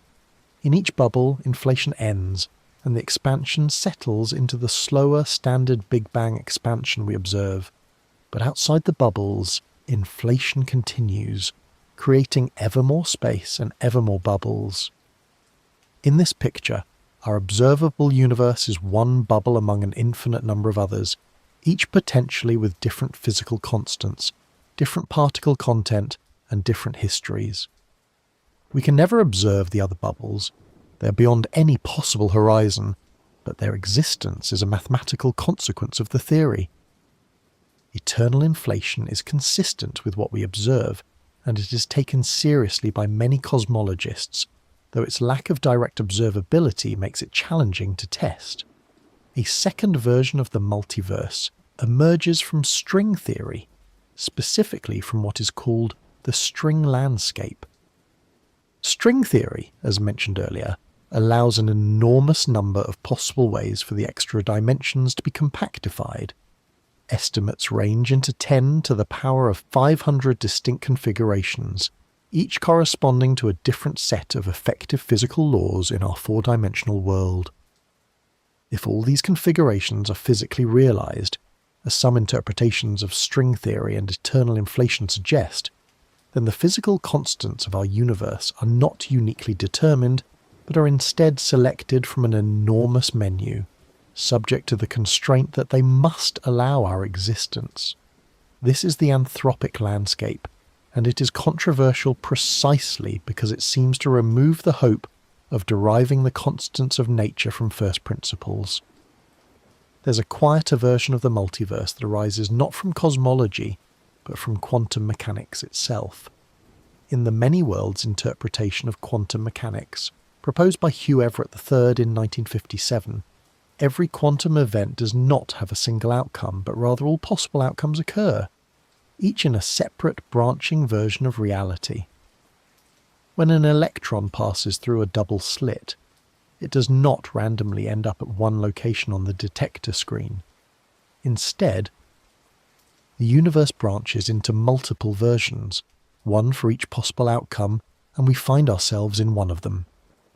In this interpretation, there is no wave function collapse, no privileged moment when probabilities become actualities. There is only the universal wave function, branching silently at every quantum event into an enormous tree of parallel histories. Whether any version of the multiverse is real is genuinely unknown. Critics of the multiverse concept argue that theories predicting unobservable entities are not scientific, that a theory which can explain anything explains nothing. Proponents argue that unobservability is not the same as unreality, and that the multiverse follows from theories that do make testable predictions about observable physics. The debate is ongoing, productive, and deeply interesting. It represents one of the places where cosmology brushes against philosophy, where questions about what counts as a scientific explanation and what kinds of entities we're justified in believing in become as important as any observation. What we can say, with genuine honesty, is that the multiverse is a serious possibility being seriously considered by serious scientists. It is not pseudoscience or speculation in the pejorative sense. It is the natural extension of theories that work extremely well in the domain where we can test them. Whether those theories extend correctly into domains where we cannot test them is the question. And it may be one of those questions that we cannot answer from our particular position in space and time. There is a kind of peace available in sitting with that uncertainty, in accepting that the question of what lies beyond our cosmic horizon may be one that maps, in its unanswerableness, onto some deep structure of how the universe is organized. And this vast, contemplative sense of the possible leads us now to consider the experience of the scientists who grapple with these questions, the human story behind the cosmic one. Behind every discovery we've explored tonight, the accelerating universe, the early massive galaxies, the dark matter that cannot be seen, the black holes at the centre of galaxies, there are human beings. Scientists who devoted their careers, in many cases their entire lives, to the slow, careful, often frustrating process of pulling answers from the universe's silence. It seems right at this point in our journey to pause and think about them, not as abstracted figures in a history of science, but as people. Curious, persistent, sometimes brilliant, sometimes wrong, always human. Vera Rubin, whose work on galaxy rotation curves established dark matter as a physical reality rather than a theoretical curiosity, spent years having her results questioned and her competence doubted, in part because she was a woman working in an era when women were routinely excluded from or marginalised within physics departments. She was denied access to the Palomar Observatory for years, simply because it had no accommodation for women. She persisted, did her work at other facilities, built an airtight case, and changed cosmology. She died in 2016 without receiving the Nobel Prize that many felt she deserved, a fact that speaks to the imperfections of scientific institutions, not to the quality of her work. Consider also Subramanian Chandrasekhar, the Indian-American astrophysicist who in 1930 calculated that white dwarf stars above a certain mass, now called the Chandrasekhar limit, approximately 1.4 solar masses, cannot be supported against gravitational collapse by the pressure of electrons alone. His calculation implied that such stars must collapse further into what we now call neutron stars or black holes. When he presented this finding at the Royal Astronomical Society in London in 1935, he was publicly humiliated by the most eminent astrophysicist of the era, Arthur Eddington, who dismissed his result as absurd and physically impossible. Chandrasekhar was devastated. He shifted his research to other areas and spent decades doing other work. But he was right, and the existence of neutron stars and stellar mass black holes is now established beyond any doubt.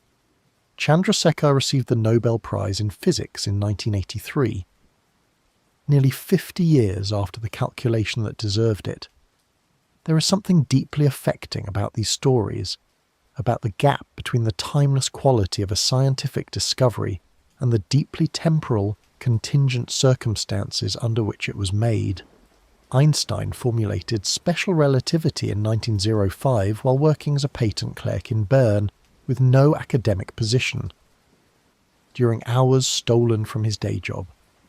Jocelyn Bell discovered pulsars in 1967 as a graduate student, but the Nobel Prize for their discovery was awarded only to her supervisor, Anthony Hewish, not to her. The history of science is full of these human dimensions, not because science is corrupt or unfair, though it can be both, but because science is done by human beings with all their limitations, prejudices and blindnesses. What endures, beyond all the institutional imperfections and personal difficulties, are the results themselves. The Chandrasekhar limit is written into the structure of dead stars throughout the galaxy, indifferent to the politics of the Royal Astronomical Society. The rotation curves of galaxies are the same whether Vera Rubin received the Nobel Prize or not. The universe holds its truths patiently, waiting for whoever is persistent enough, careful enough, and lucky enough to discover them. And in the long run, the truths are found, confirmed, and woven into our understanding of the cosmos. That process of gradual, messy human discovery is itself one of the most beautiful things about science. These scientists looked up at the same stars we are contemplating tonight. Driven by the same ancient curiosity that has turned human faces toward the sky for as long as there have been humans, their discoveries are a kind of gift, the accumulated labour of lifetimes of careful attention, now available to anyone who wants to understand where we are and what surrounds us. We receive that gift tonight, in the quiet hours, as the questions they asked continue to unfold around us in the darkness. And from the human dimension of science, we turn now to the questions that connect our cosmic situation most directly to our own lives. Questions about the scale of the universe and what it means to be here. There is a particular mental exercise that astronomers sometimes describe, and it involves trying genuinely and carefully to feel the scale of the universe in some personal bodily way. It is an exercise that consistently defeats us. And there is something both humbling and liberating in that defeat. The universe is not merely large, it is large in a way that the human brain was not built to experience, and so the numbers must stand as proxies for a reality that imagination can only approximate. Begin with the Earth, a sphere roughly 12,700 kilometers in diameter, large enough that if you walked around its equator at a steady pace, it would take you roughly 9 months. The Moon, our nearest neighbour in space, is on average about 384,000 kilometers away, roughly 30 times Earth's diameter. The Sun is about 150 million kilometers away, a distance that light crosses in just over 8 minutes. If you could drive to the Sun at highway speed, it would take you about 170 years. The nearest star system beyond our Sun, the Alpha Centauri system, is approximately 4.2 light-years away. Light travels at roughly 300,000 kilometers per second. A beam of light could circle the Earth 7 times in a single second. And yet, travelling at this extraordinary speed, light takes 4.2 years to reach our nearest stellar neighbours. The fastest spacecraft humanity has ever launched, the Voyager probes, travel at about 17 kilometers per second. At that speed, it would take roughly 75,000 years to reach Alpha Centauri. The distances between stars are simply beyond any scale of human experience. And this is just the immediate neighbourhood.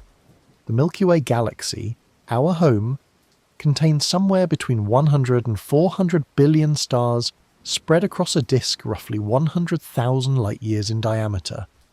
Our Sun is located about 26,000 light-years from the galactic centre, in one of the spiral arms. The nearest large galaxy, Andromeda, 90 minutes. You've been here for 90 minutes, quietly, patiently, choosing this over everything else the world was offering you tonight. Do you know how rare that is? Most people cannot sit with something slow and meaningful for more than a few minutes before reaching for something louder. But not you. Not tonight. This channel exists for exactly this kind of person, and a like and subscribe is how we find more of them. It is how we find each other. Thank you for still being here. Now let's continue. The nearest large galaxy, Andromeda, is roughly 2.5 million light-years away, so far that the light we see from it left before modern humans existed. The observable universe, the sphere around us that light has had time to reach us from since the Big Bang, has a radius of roughly 46 billion light-years and contains an estimated 2 trillion galaxies. 2 trillion galaxies, each containing hundreds of billions of stars. The numbers lose their meaning. And yet, in a quiet room in the dark hours before sleep, there is something in contemplating these numbers that produces not anxiety, but a particular kind of peace. The universe is enormous, and we are small. Extraordinarily, incomprehensibly small. And yet we are here, aware of the enormity around us, capable of measuring it and thinking about it and feeling something in response to it.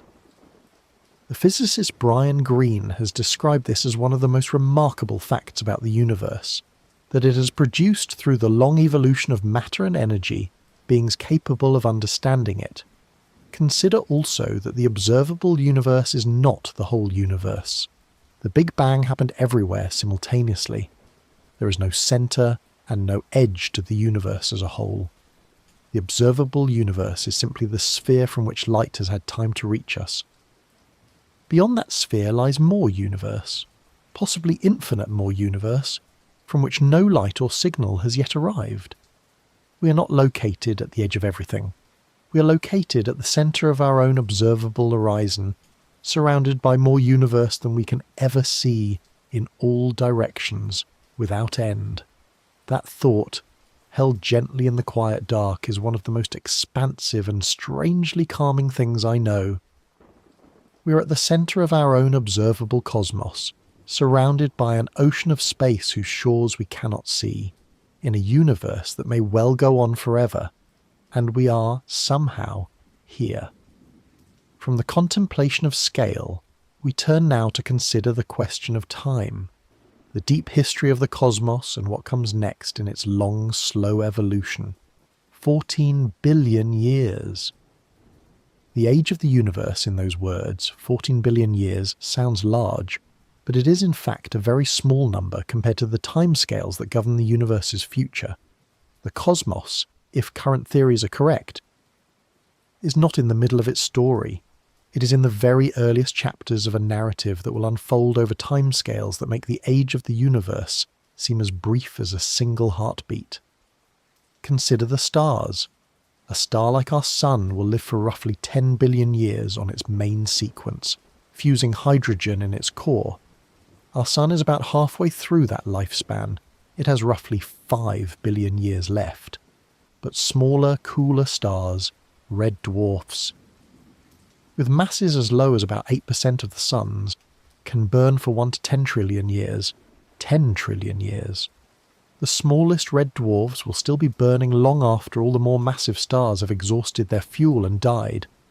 The era of star formation, the period during which new stars are being born in galaxies, is already past its peak. The rate of star formation in the universe was highest about 10 billion years ago and has been declining ever since.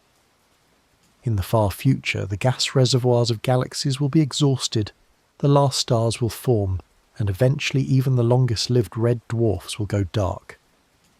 After the era of stars comes what the physicists Freeman Dyson and others have called the degenerate era, a universe populated by the cold remnants of stars, white dwarfs slowly cooling to black dwarfs, neutron stars and black holes, drifting through a dark and increasingly empty universe. Galaxies will have merged or dispersed. The accelerating expansion driven by dark energy will have pushed most of the visible universe beyond our observable horizon. The universe will be profoundly dark and profoundly cold, approaching the 2.7 degrees Kelvin of the cosmic microwave background, itself gradually cooling as the universe expands. Over timescales of roughly 10 to the 37th years, even protons may decay, if certain extensions of the Standard Model are correct, and ordinary matter itself will slowly dissolve. Black holes will dominate, vast, patient objects slowly evaporating via Hawking radiation over timescales of 10 to the 67th years for stellar mass black holes, and up to 10 to the 106 years for the most supermassive black holes. And then, after all the black holes have evaporated, after protons have decayed, after every structure we recognise has dissolved into a dilute gas of photons and elementary particles in a vast, dark, nearly empty universe, what remains? In the Standard Model, the universe approaches a state of maximum entropy, minimum energy, and minimum structure. This state is sometimes called the heat death of the universe. Though calling it a death implies a transition that will be so gradual, so spread over incomprehensible timescales, that it is more like an immeasurably slow exhalation than any event we could call a death. Let's rest here for a moment with this thought, because there is something unexpectedly peaceful in it.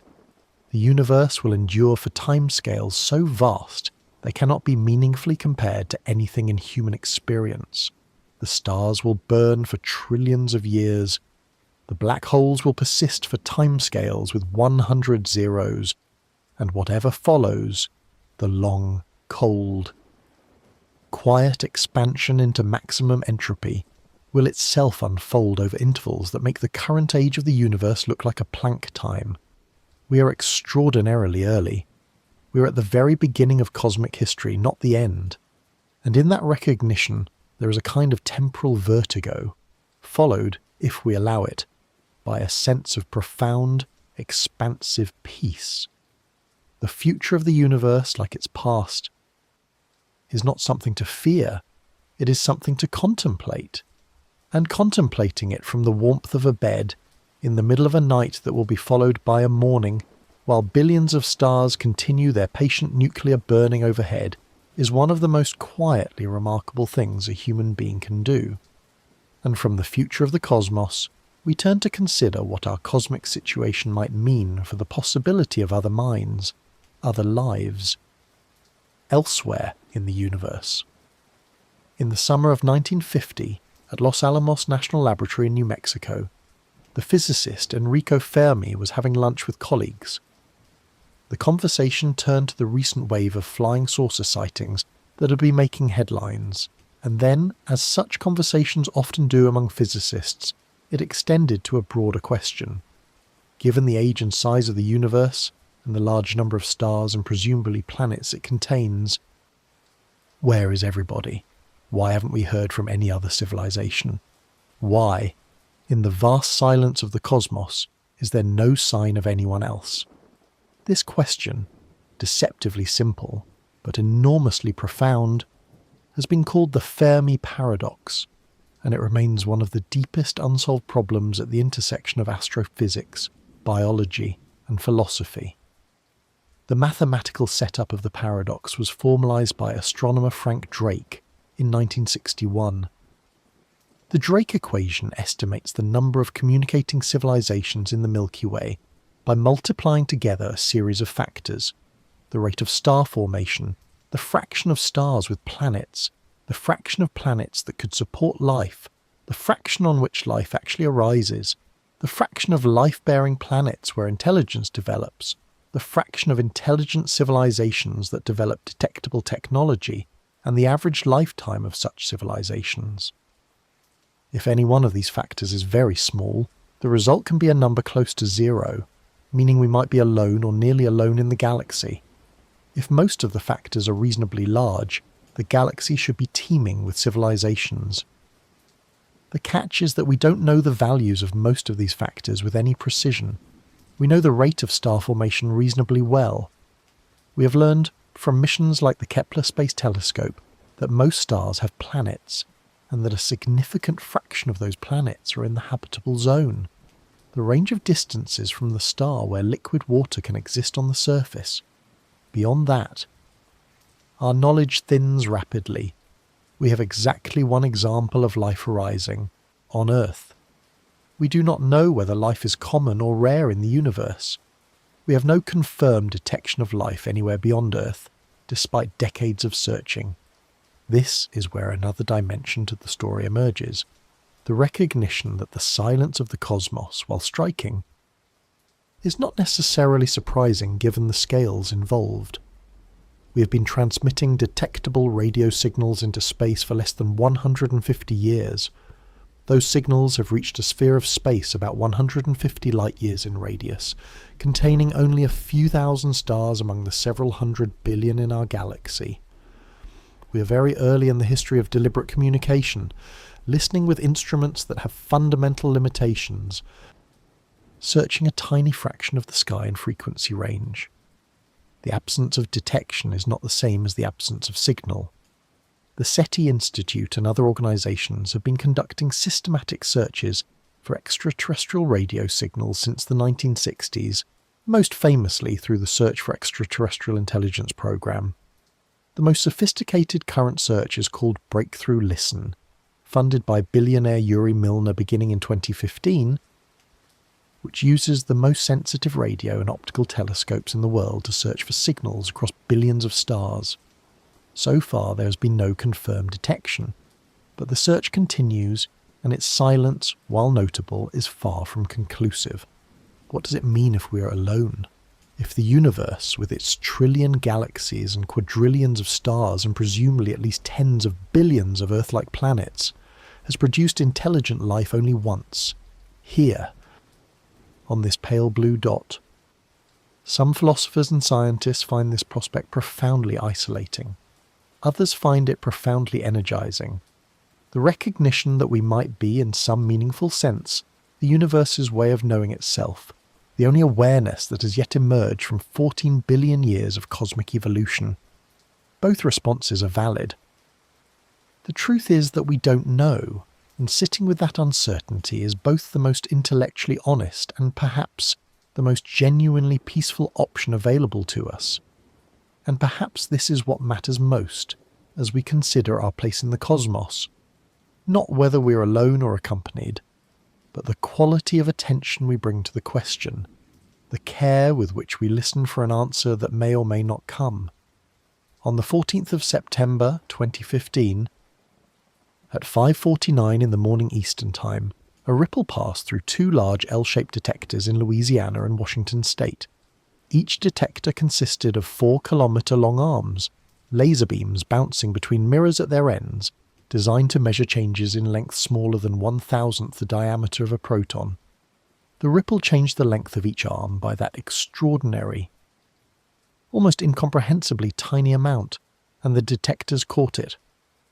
What they detected was a gravitational wave, a distortion in the fabric of space-time itself, propagating outward from the catastrophic merger of two black holes roughly 1 billion light-years away, each black hole about 30 times the mass of our Sun, spiralling together and colliding in a fraction of a second, and releasing more energy than all the stars in the observable universe shining simultaneously.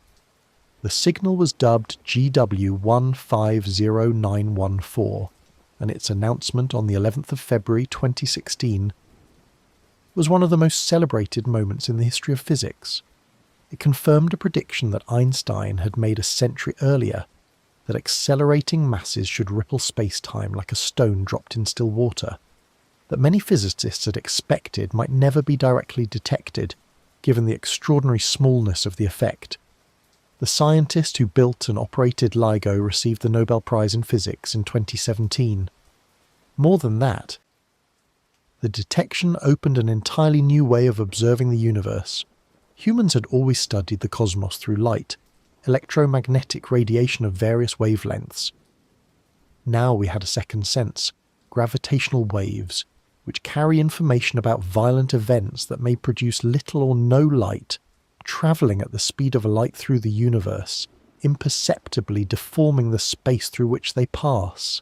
In the years since 2015, LIGO and its partner detectors, Virgo in Italy, and Kagura in Japan, have detected dozens of gravitational wave events, merging black holes of various masses, merging neutron stars, and possibly mergers of a black hole with a neutron star. Each event adds to a growing catalogue of compact binary systems and teaches us something new about the populations of black holes and neutron stars in the universe. The neutron star merger of 2017, which produced both gravitational waves and a visible kilonova, demonstrated that gravitational wave astronomy could be combined with traditional electromagnetic observations in a new field called multi-messenger astronomy. Future gravitational wave detectors promise even greater sensitivity. The Einstein telescope, planned in Europe, and the Cosmic Explorer, planned in the United States, would be 10 times more sensitive than current LIGO, capable of detecting black hole mergers anywhere in the observable universe and in space. The Laser Interferometer Space Antenna, known as LISA, planned for launch in the mid-2030s, would consist of 3 spacecraft separated by millions of kilometers, forming a gravitational wave detector in space sensitive to the long wavelength, low-frequency gravitational waves produced by supermassive black hole mergers, events that current ground-based detectors cannot detect at all. What gravitational waves give us, at the deepest level, is a new window into the universe's most extreme events that are often completely opaque to light, because they occur in regions too dense, too hot, or simply devoid of electromagnetic emission.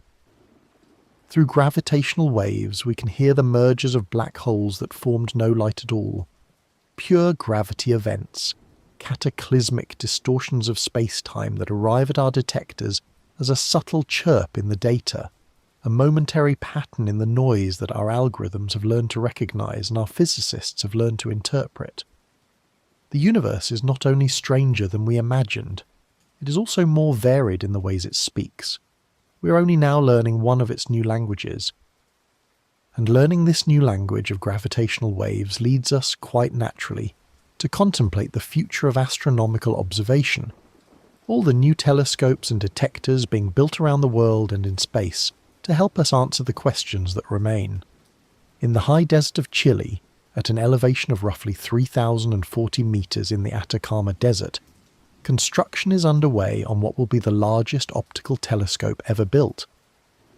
The Extremely Large Telescope, a name that is both understated and somehow perfectly apt, is being constructed by the European Southern Observatory and is expected to begin scientific operations in the late 2020s.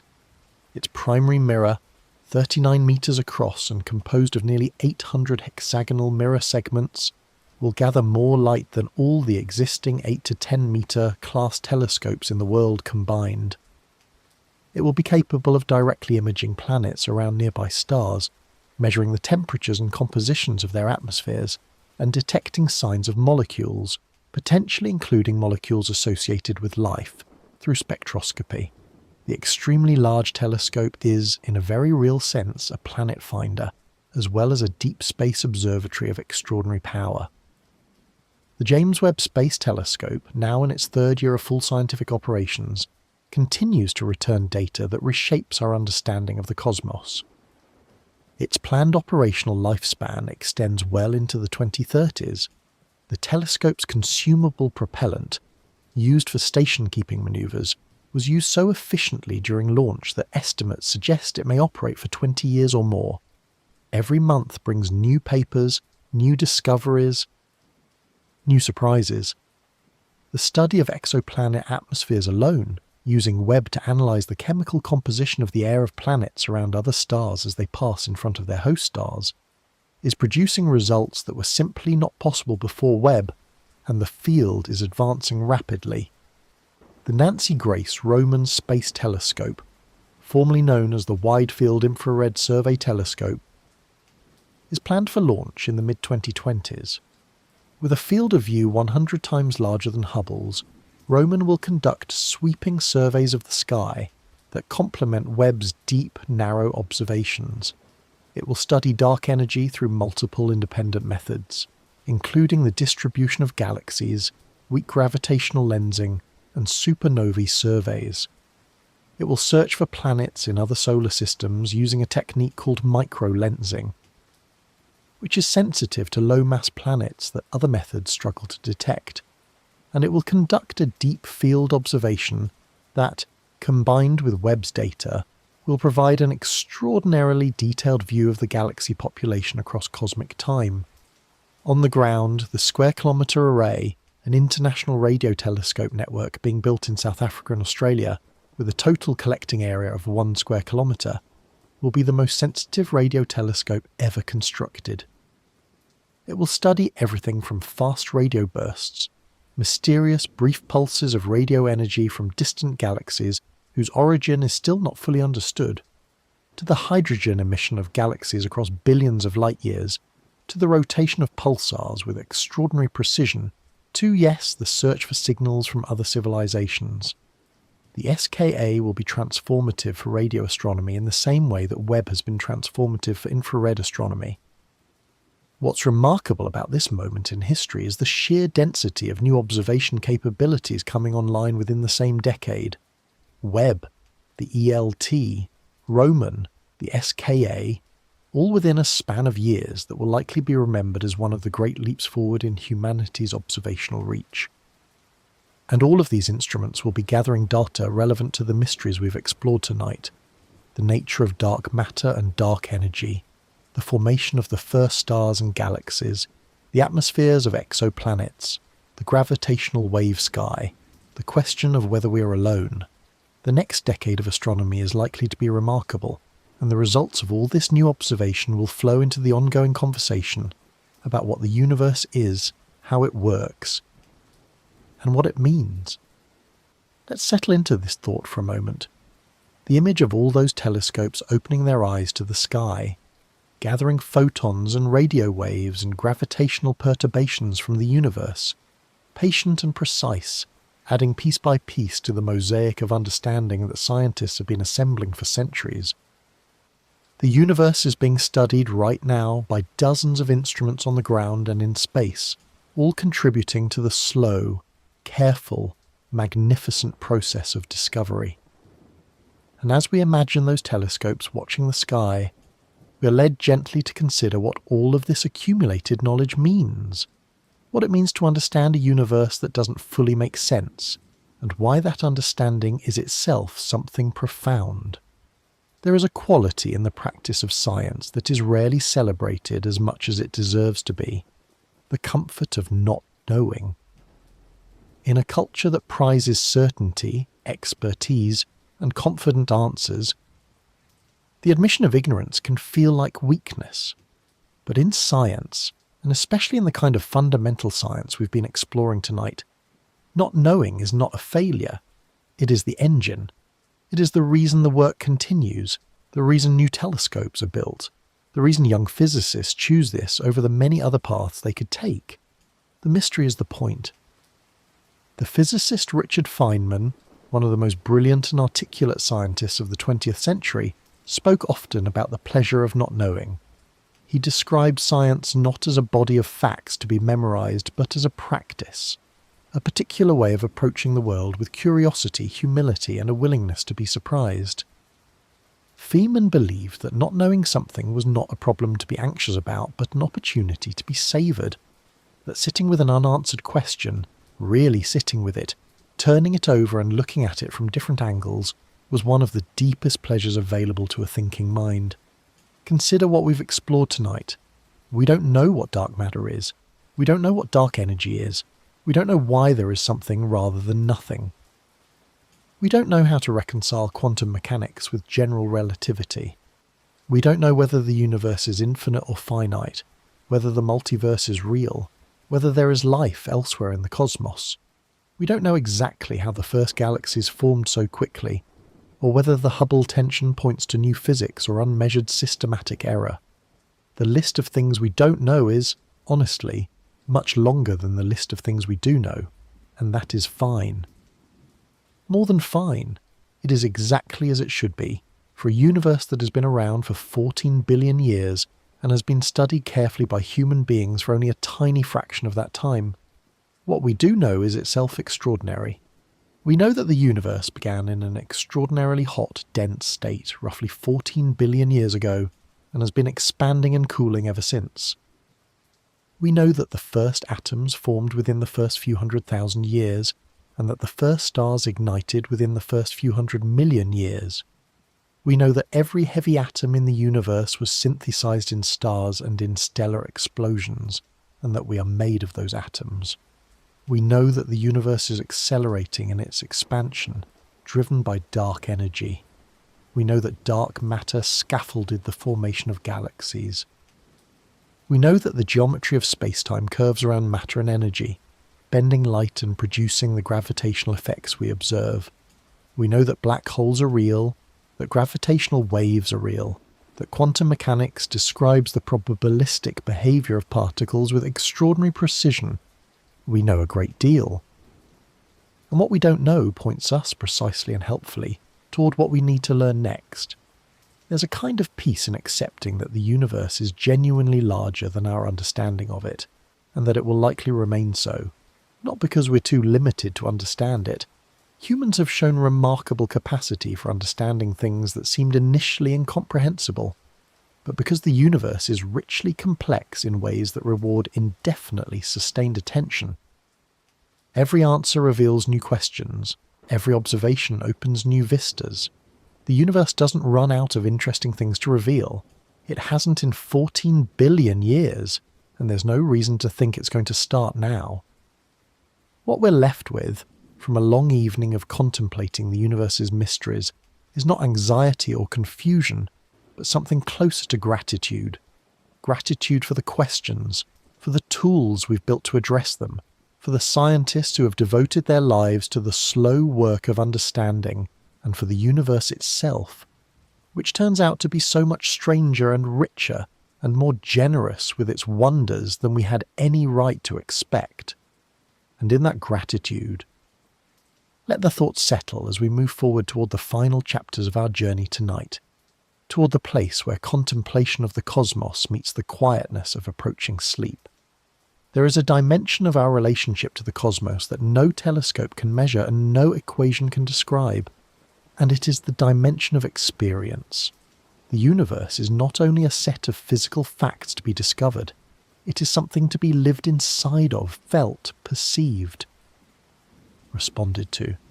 And at this late stage of our journey together, as the hour grows quiet and the mind begins its natural drift toward rest, it seems right to spend some time in that dimension, not analysing the universe, but simply inhabiting it. You are, right now, on a planet.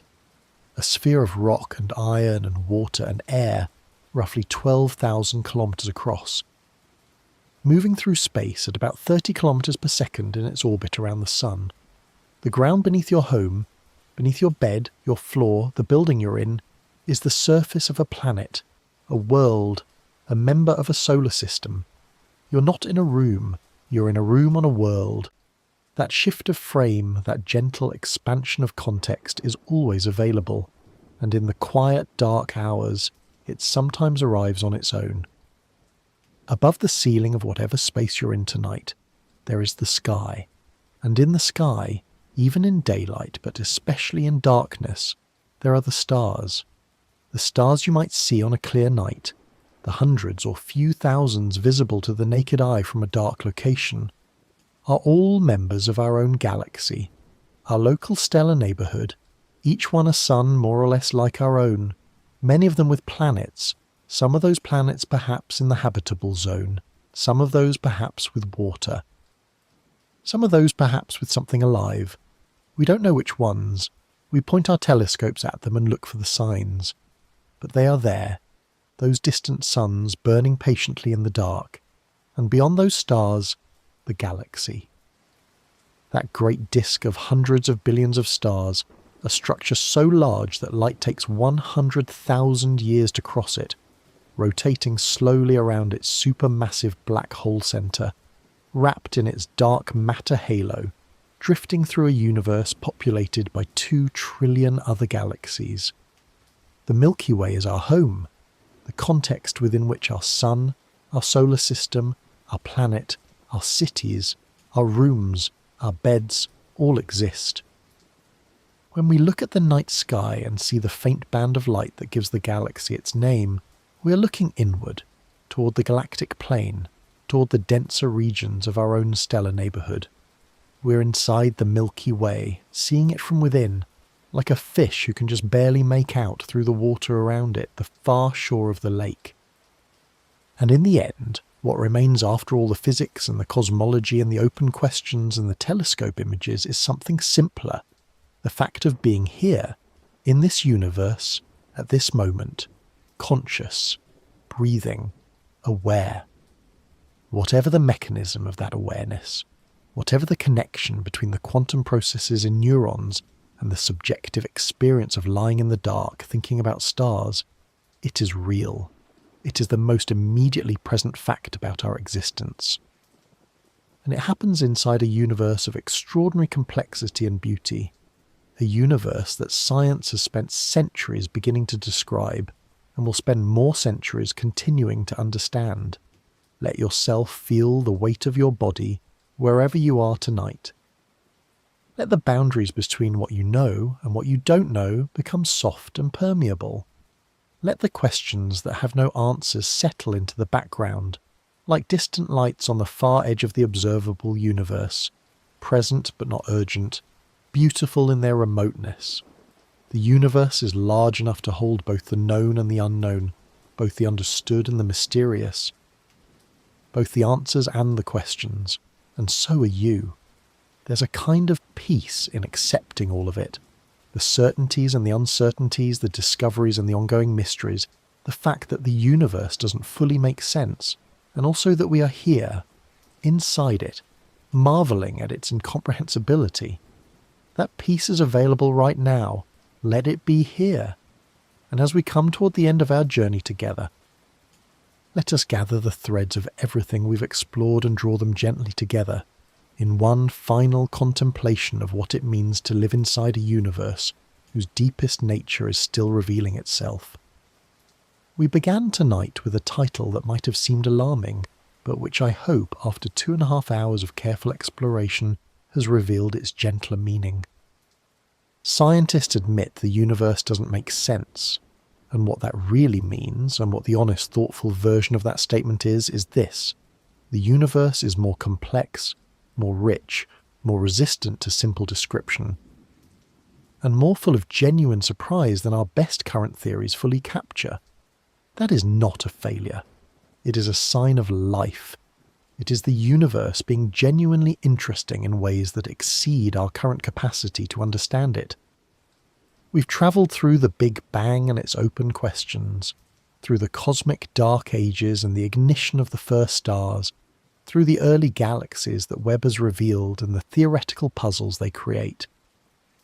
We've explored dark energy and the accelerating universe, dark matter and the invisible scaffolding of the cosmos, gravitational lensing and the bending of light as a tool for mapping the unseen.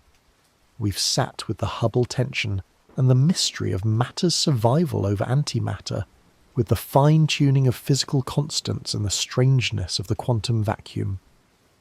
We've contemplated black holes and the places where physics breaks down, the information paradox and Hawking's extraordinary insight, the possibility of a multiverse and the human stories behind the discoveries.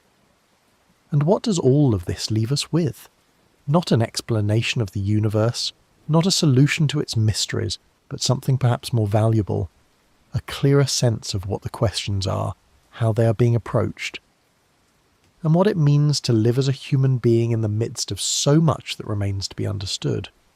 The universe doesn't make sense in the specific technical sense that our best theories contain genuine inconsistencies and leave significant phenomena unexplained. But the universe makes sense in a much broader and more important sense. It is coherent. It follows rules, even if we don't know all of them yet. It is the same everywhere we look. The spectral lines of hydrogen in distant galaxies are the same as those in a laboratory on Earth, confirming that the same physics operates throughout the cosmos. It had a beginning and a history and a direction, even if the details of that beginning and the ultimate nature of that direction remain mysterious. It is knowable, at least in part, by the minds it has produced, and that knowability is itself one of the most remarkable facts about it. There is also this: the universe is beautiful, not in any intentional way. Beauty is not something the laws of physics aim for, but the forms that physical laws produce, the spiral arms of galaxies, the intricate structure of nebulae where stars are being born, the perfect rings of Einstein lensing arcs, the precise timing of pulsars, the deep fields of Webb with their thousands of galaxies in a patch of sky smaller than a grain of sand held at arm's length. These forms have a quality that human beings, and presumably the cosmos itself in those of us who constitute its capacity for experience, respond to as beautiful. The universe has that quality. It is beautiful. And perhaps this is what matters most, as the hour grows very late and the mind begins to float. Not the answers, but the quality of attention that the questions invite. The universe asks us to pay attention to it. Every mystery is an invitation. Every unsolved problem is a door left open. Every admission that we don't know is a sign of honesty and an expression of continued curiosity. We are, all of us who look up and wonder, participating in the oldest and most important inquiry that human beings have ever undertaken, trying to understand where we are, how we got here, and what surrounds us in the dark. What we found after centuries of trying is that we live in a universe much older, larger, stranger, and more magnificent than anyone who first began to look up at the stars could have imagined. And we are still looking.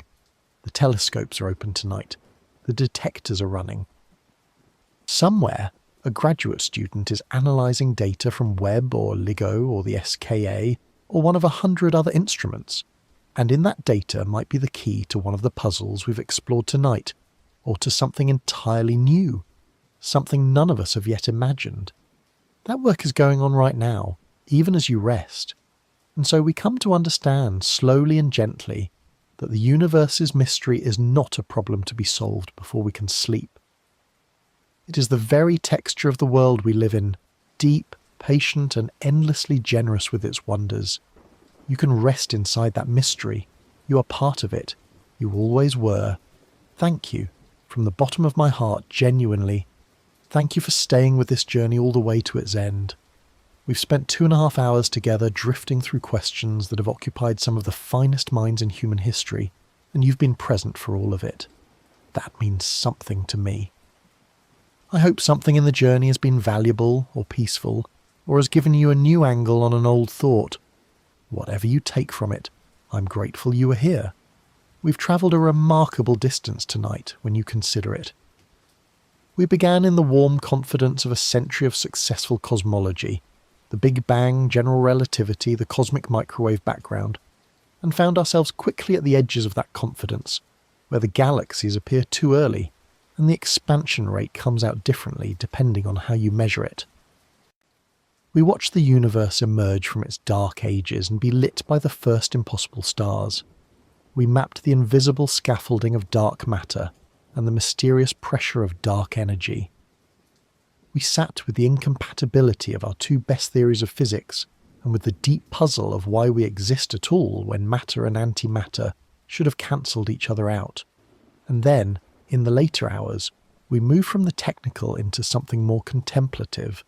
The scale of the cosmos, the future of the universe, the possibility of other minds, the human stories behind the discoveries, and finally the quality of attention that these mysteries invite.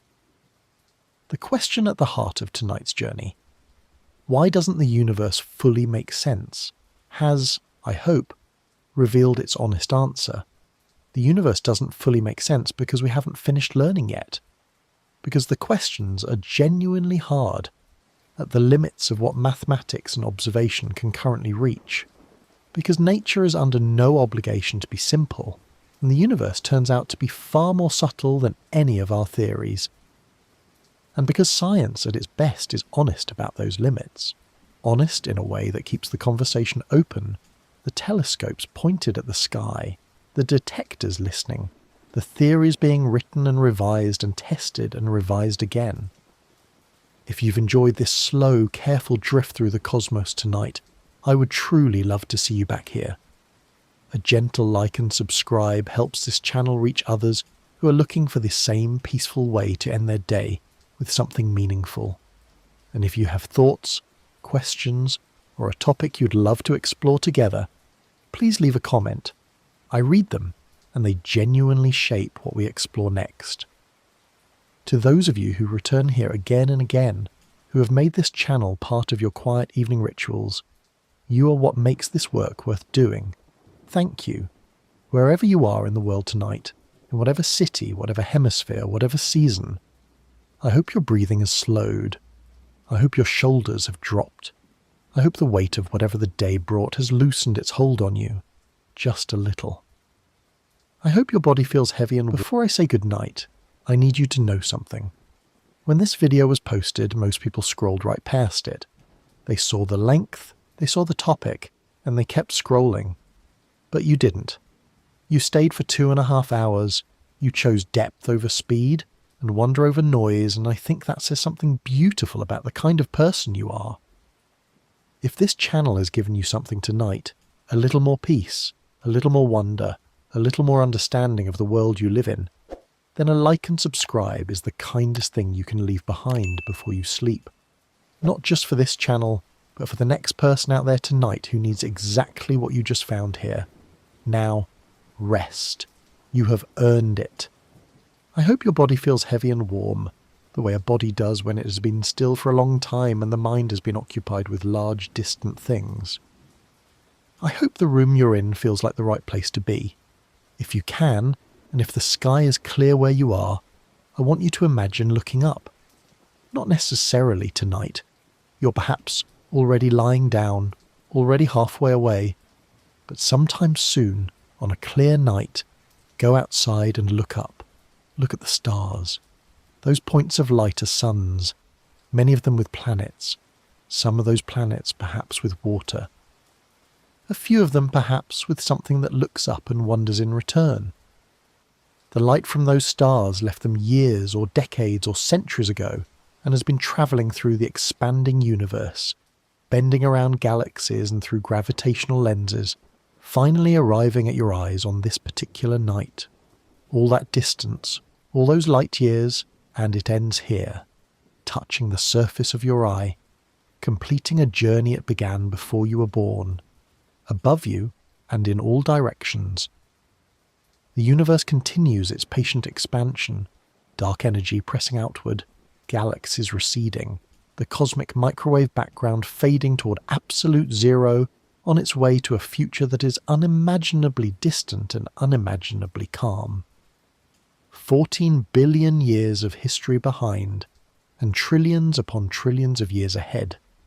Somewhere in that vast span of time, the questions we've been sitting with tonight will find their answers. New scientists will find the dark matter particle, or confirm it doesn't exist. The Hubble tension will resolve into new physics or systematic error. The universe will yield a little more of its secret to the persistent, patient, loving attention of people who look up and wonder. And you are one of those people. The fact that you spent 2.5 hours here, thinking about black holes and dark matter and the first stars and the shape of the cosmos, means that you carry a piece of that ancient curiosity. The same curiosity that drove Fred Hoyle to predict a carbon resonance, and Vera Rubin to measure galaxy rotation curves, and Edwin Hubble to realize the universe was far larger than anyone had imagined. You are part of that tradition, in your own way, simply by paying attention. The universe doesn't fully make sense, and that is perhaps the finest thing about it. Sleep well. Dream of deep fields full of ancient galaxies, of gravitational waves passing through the quiet dark, of the first stars igniting in a universe that had been patient in its darkness for hundreds of millions of years. Dream of light that has travelled for 13 billion years to reach us, and the telescopes that caught it, and the scientists who wept when they saw it. Good night.